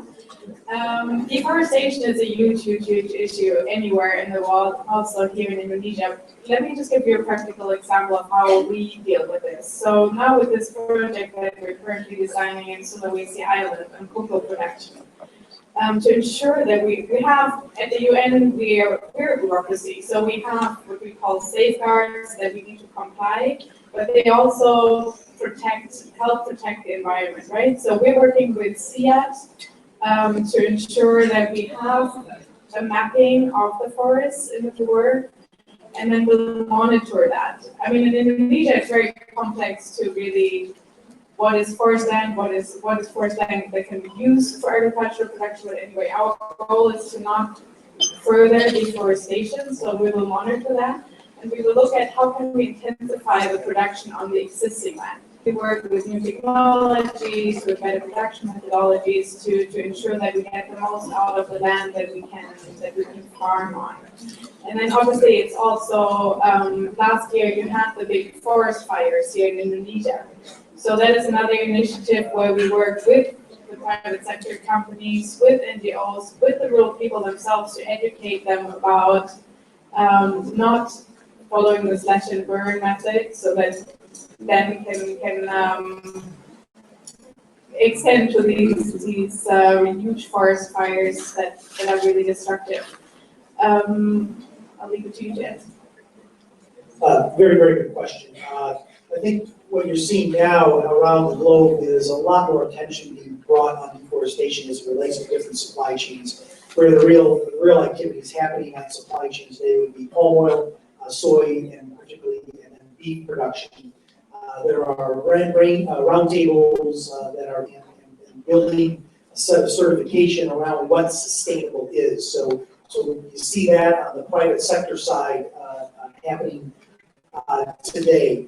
Number two, I think, is technology. And technology under two capacities. Number one is, in about a year and a half, we will be able to have a process called which done by satellites, which we can then basically map the forest at a very, very high resolution level. We're about a year and a half away from that. So that in about a year and a half, we'll be able to measure exactly where, when, and how deforestation is happening. And so that technology is coming. We're now using drones and satellite imaging for that to measure deforestation today on that. The other side of technology is where we really need to be focusing on, and I think is an answer to food security, is how do we get more food out of the land we already have in agricultural production?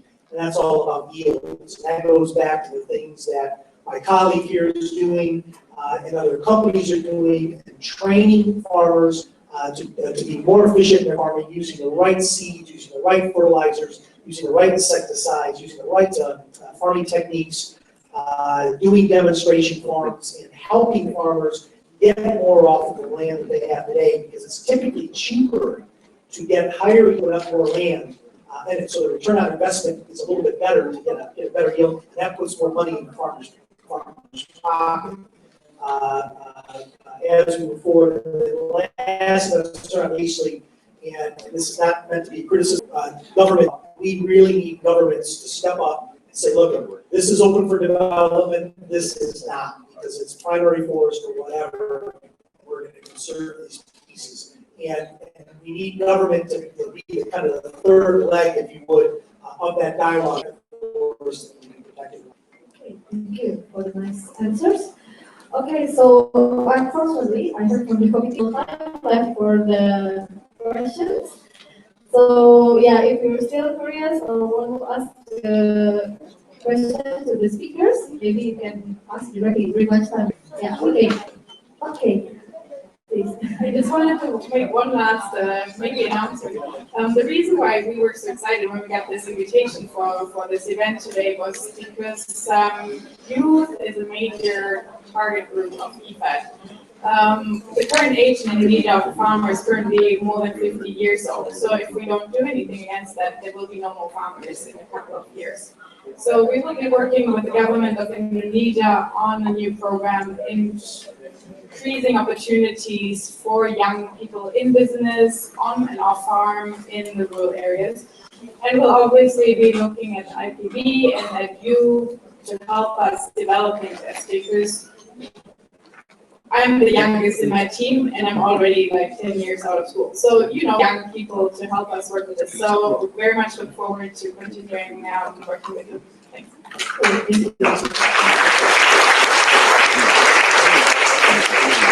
So I will say that the first session is finished, and let's once again give applause to the interesting speakers for the presentation. Okay, and I will close the first session and I will give back to the master of ceremony. Thank you very much. Thank you for the speakers and moderators. Please give a round of applause to the speakers and moderators. So it was the end of the third session, but please, for the speakers and moderators, please stay on the stage because we will have a total of appreciation. To the Honorable Dr. Sinto Yuli Ali to come to the stage to give total of appreciation. Please, speakers.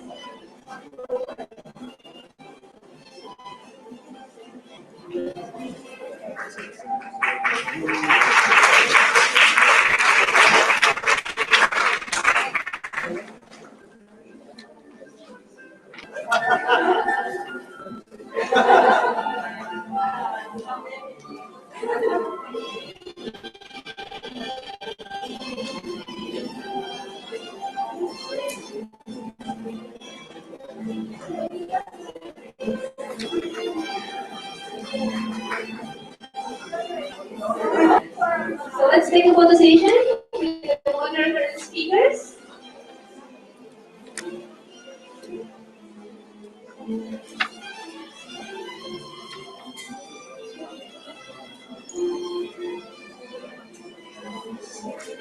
Thank you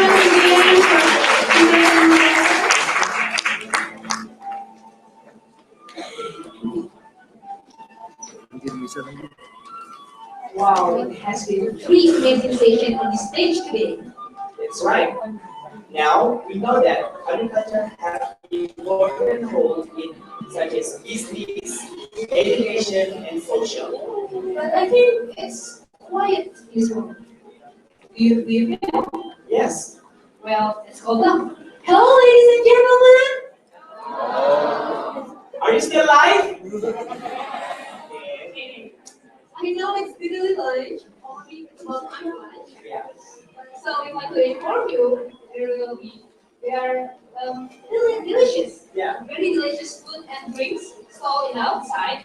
And also you can see products that interesting from the student creativity of IBB and also from companies. So, before we close this general session, we will tell you something. Maybe one of you are confused about the difference about the room and registration this morning. Actually, it's to speak all of you for watching the presentation of paper presenters after this general session. The committee will guide you to room and all certificates will be handed in each presentation room. So you can see the information of the preference. For room 1, it's Senate meeting room, and you have capacity on 6th floor in this building. And you can also see your name in order of documents. So for the paper presenters, for those who haven't collected the presentation slide, please go to the registration table after this. Please make sure your name and come to the right row. So, yeah, this is the alphabet M until U.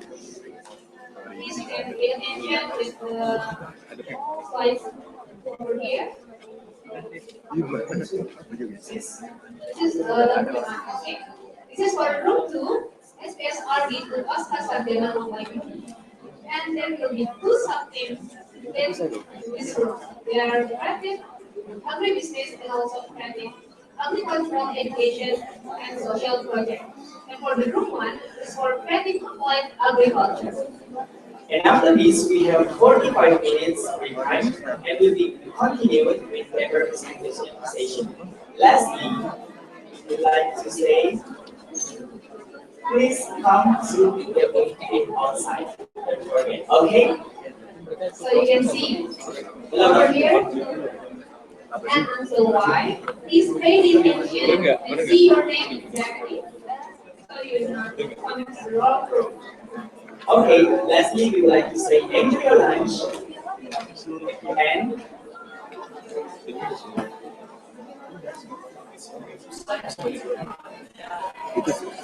so we would like to thank you all for your attention and participation. And also, special thanks to Metro TV News, Radar Bogor, Taman Safari Indonesia, Juna Bogor, Directorate of Student Affairs, ITC, Government of Bogor City, and Government of Bogor Region. lastly, we would like to say enjoy your lunch and see you later in another change. Have a nice day, people.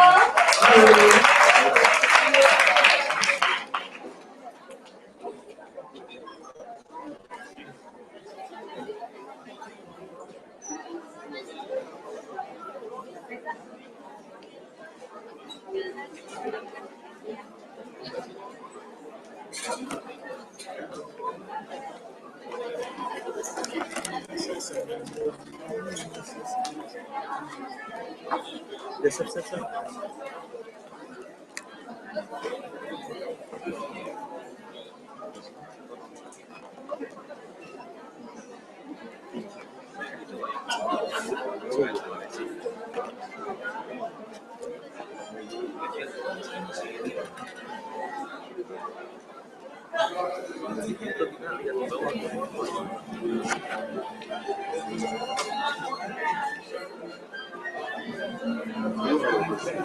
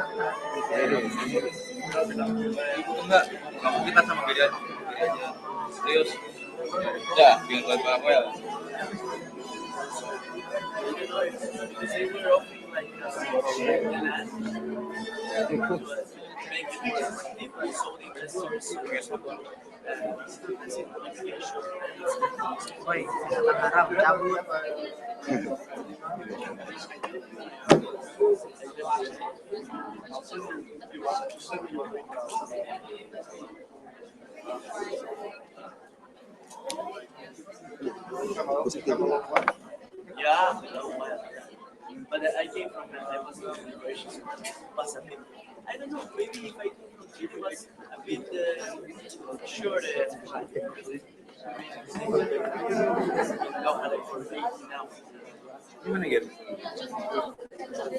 Almost the same. Like,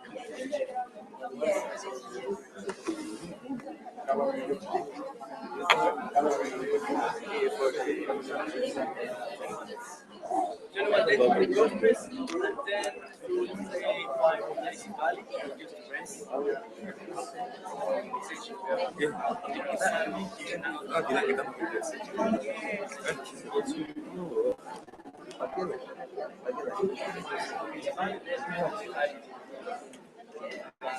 Because our right Kita nggak pernah bilang kayak gitu, boy.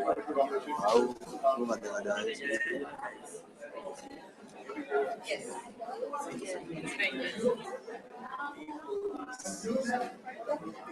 Hey, boy.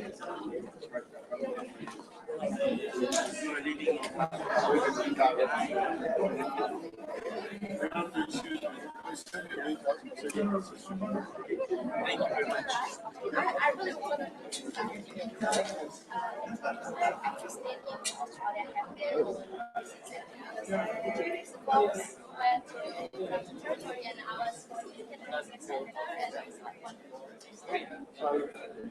Each state has its own state department of agriculture or ministers or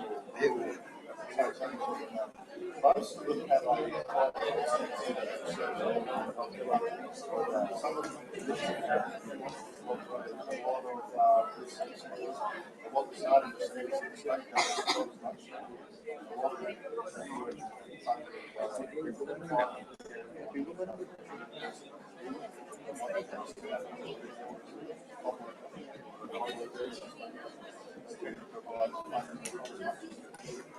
every state has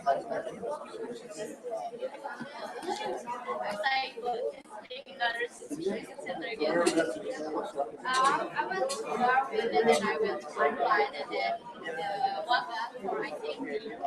Yeah, it's just like, oh my god, I was traveling Australia. It's like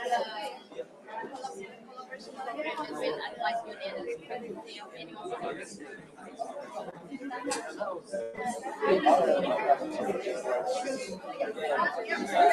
Yeah, in November they will.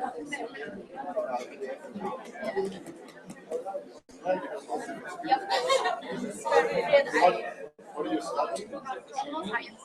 Yeah, animal production. And I also said that I am first in the mastering process with the helicopter and the process. Amazing. Yep, very different. Yes. Thank you so much.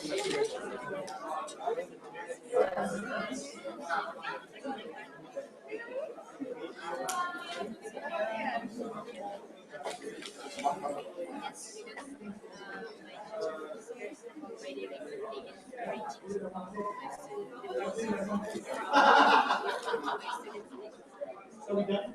So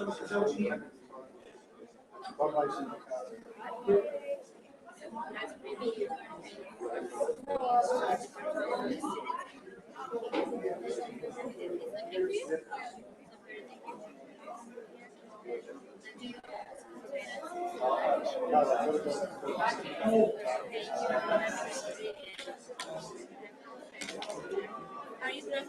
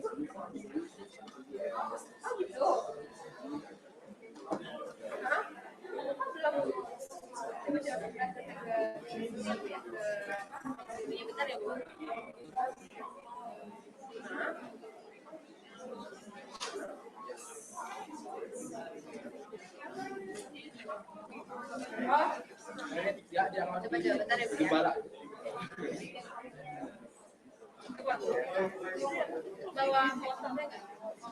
Hai. Jangan. Paling enggak ini gak usah.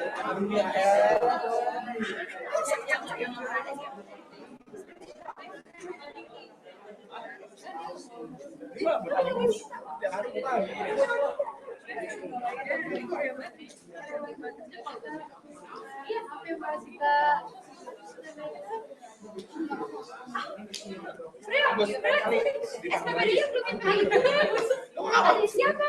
Parah lu. Yang bukan itu.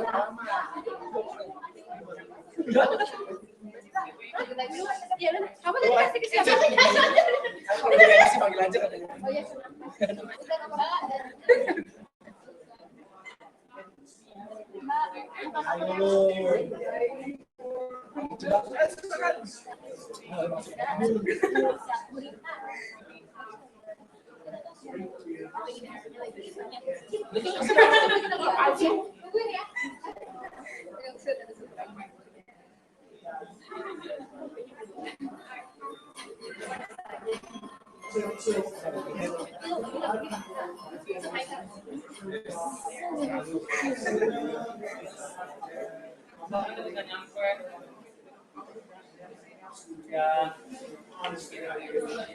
Di mana? Iya. Video foto. Kenapa? Apa-apa dong. Film ya.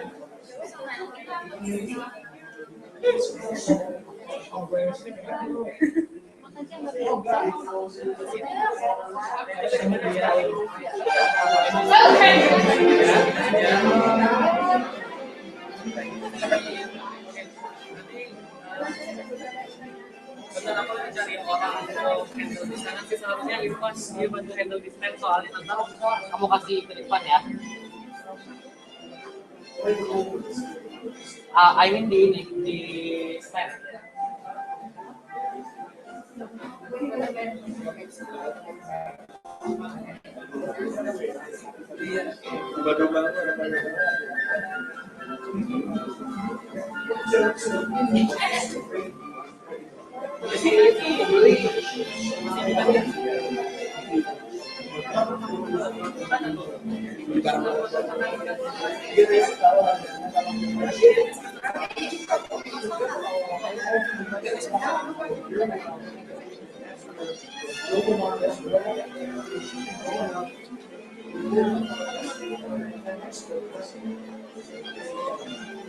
Sebenarnya kali ya.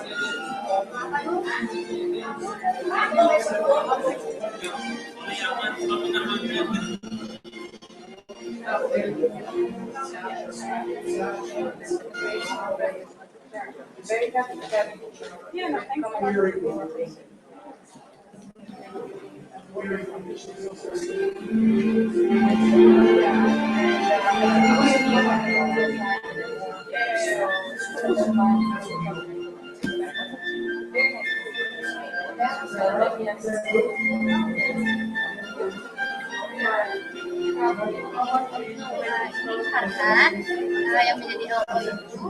Nah, jadi setelah ini setelah makan siang yang tadi atas makan, nah setelah itu saya baca.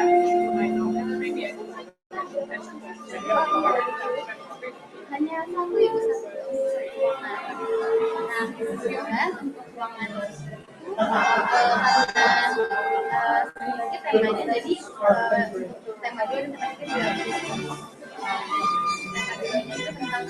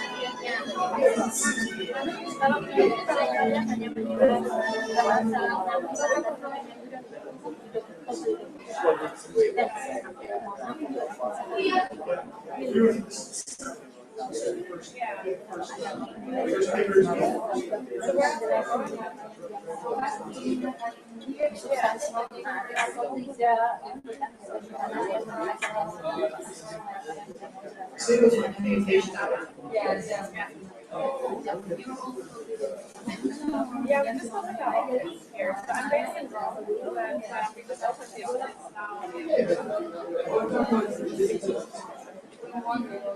yeah.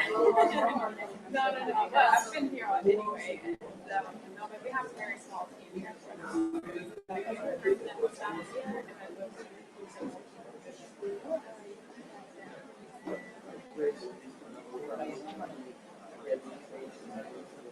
it's mainly working with government.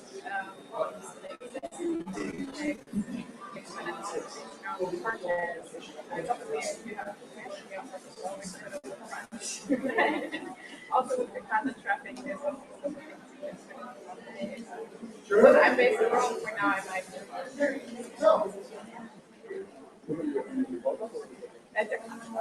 we thought about it before actually as a space, but then so the plastic is even within like the palette of I don't know, can we just call like sorry, oh, okay. Yes.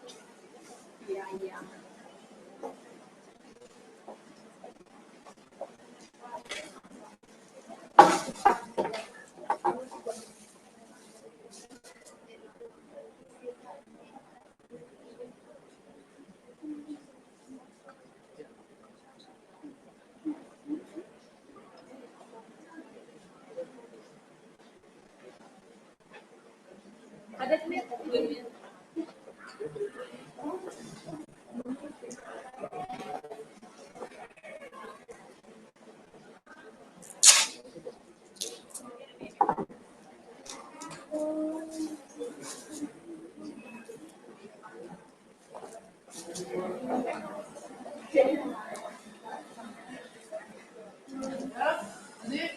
Kak. Kak mau ngomong sesuatu. Ntar deh bisa ngomong pada depan. Iya, gampang.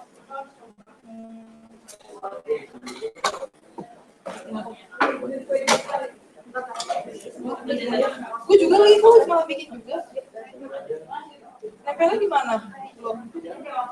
Lu bakal nempelin di mana untuk tempat sementara nempelin? No. Gue aja lu kayaknya nggak deh. Gue udah buka ini.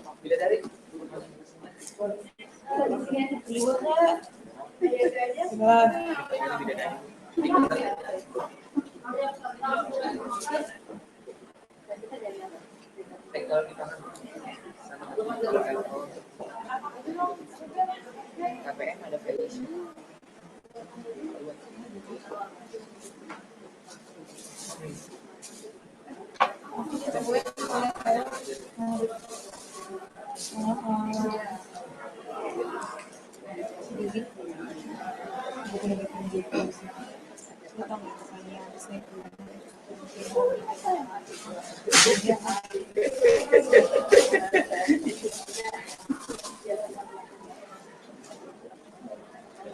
Biasa kayak nggak di peradaban nih. Yang terbaik dan yang terburuk.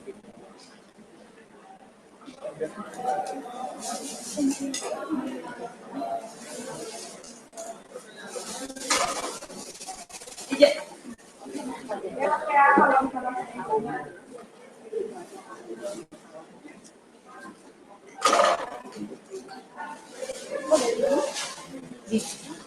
Tong.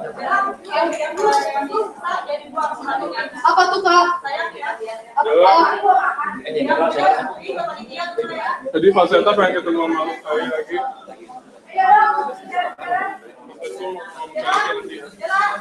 Iya Kak. Guti. Ayo Kak Latif. Udah aku ambil kok Kak.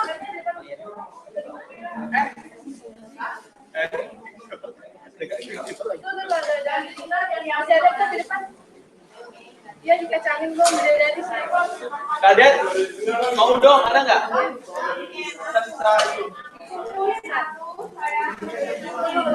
Baru pas ya. 2, 3, 4, 5, 2, 3,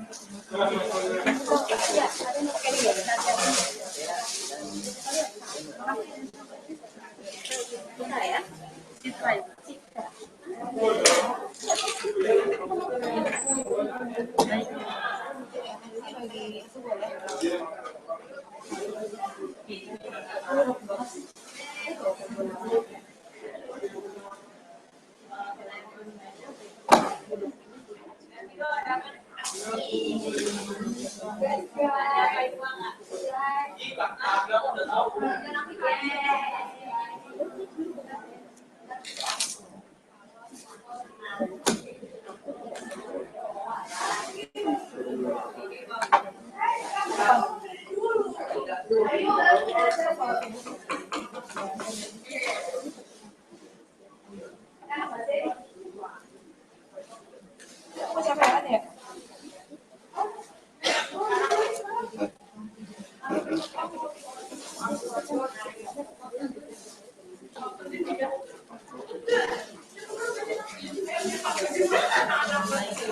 Berarti gue ke Serengam ya?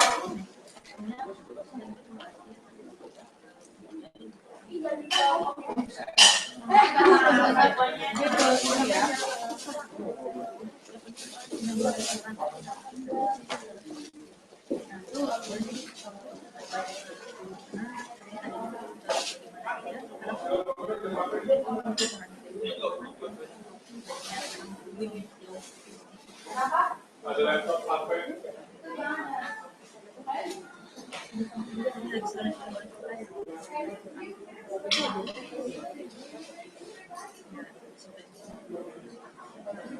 Kemarin kami makan langsung nanti pulang.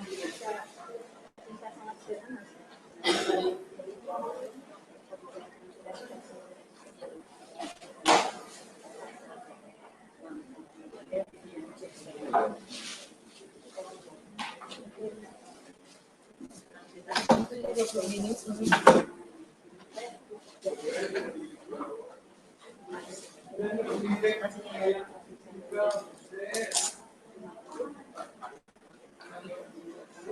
mau nggak Bi? Bi, taruh sini aja. Tempat Bi. Udah nggak ada orang. Ya, diputerin aja nggak apa-apa, diputerin. Ambil siapa aja ya, ambil siapa aja, ambil siapa aja.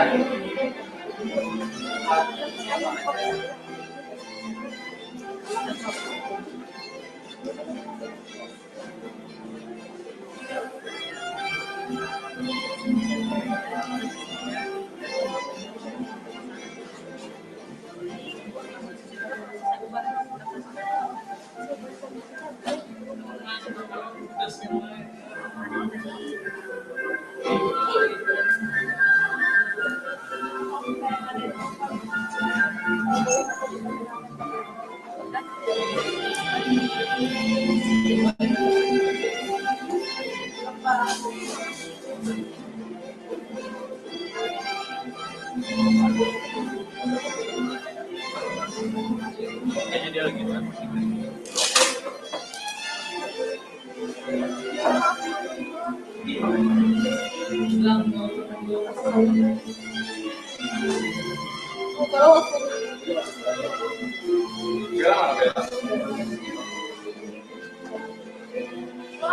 Sampai dulu di akhir ya.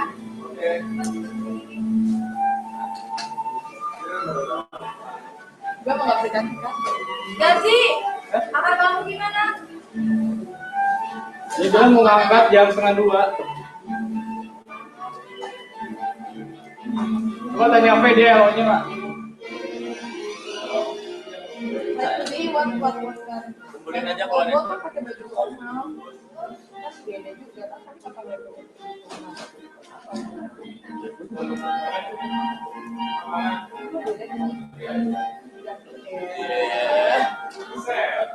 Gigi kan?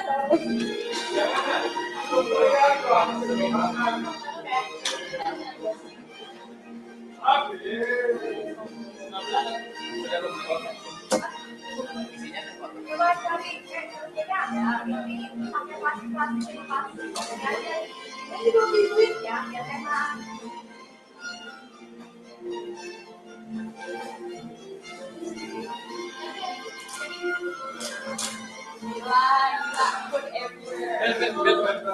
Mereka nggak balik lagi ke tempatnya ini.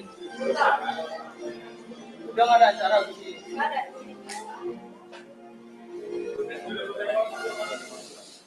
Duki. Duki gimana? Hotel kamu?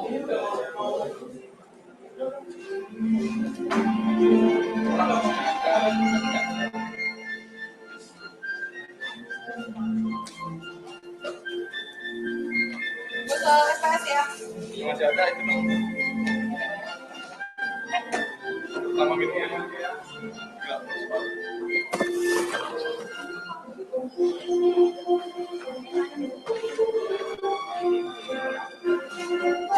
Minuman juri tuh.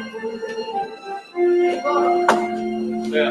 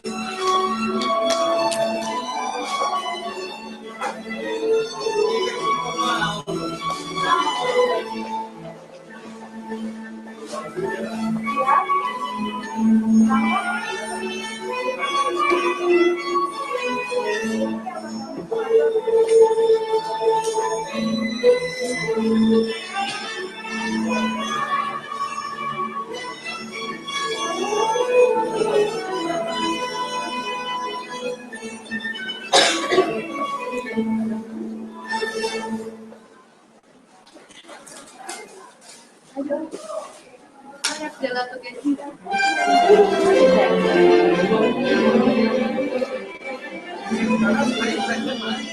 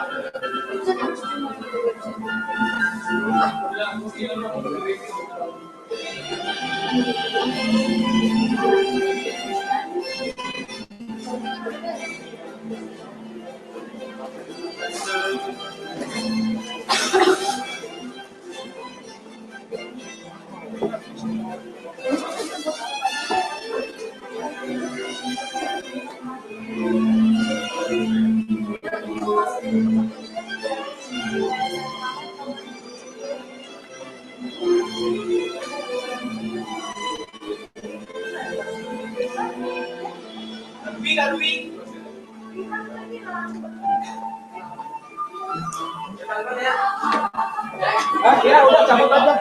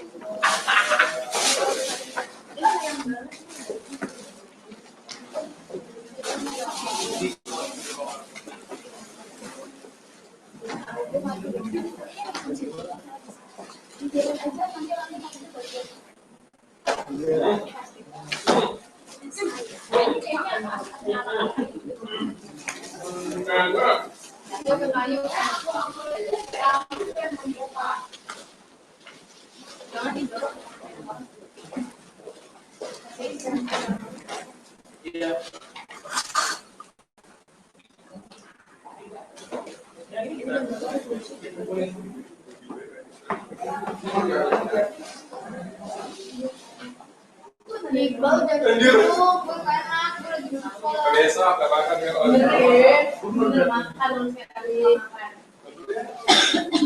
Ya kalau nomor 3, Fiber satu, telepon aku. cuma susu dot doang.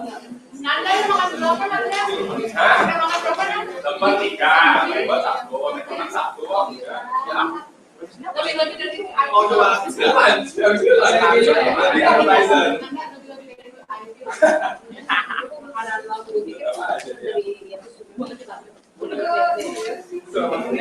Kumpulin dulu duit. Lagi kami. Kumpulin dulu.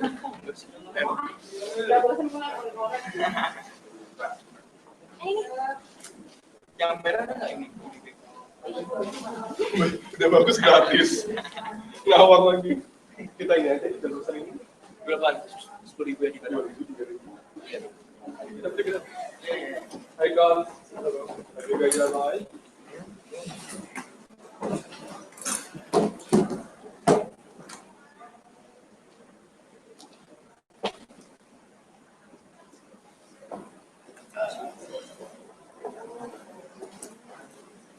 Space.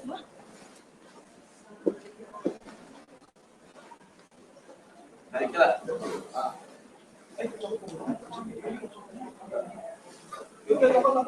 Ya, Cek. Oke.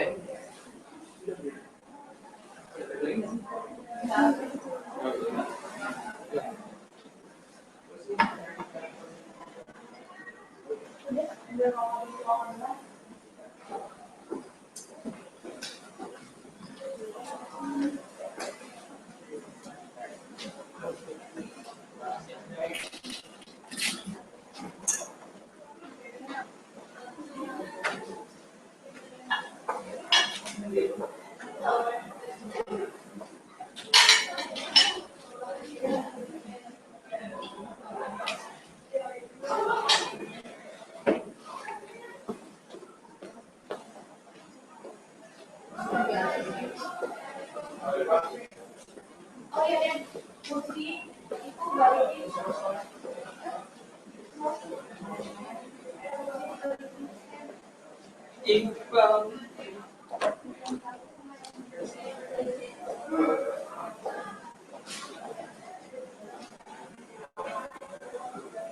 langsung ketuin kali ya bajunya ya. Nesu.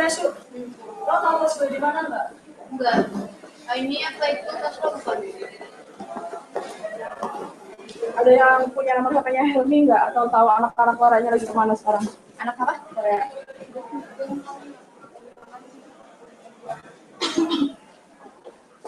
Ayo, yang nggak punya rokabelnya cepetin yuk. Ini yang tapi dijajarin dulu ya biar gue yang udah di sini.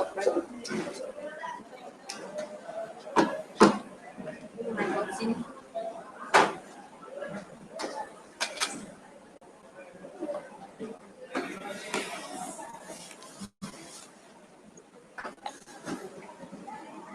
Gue stop ya.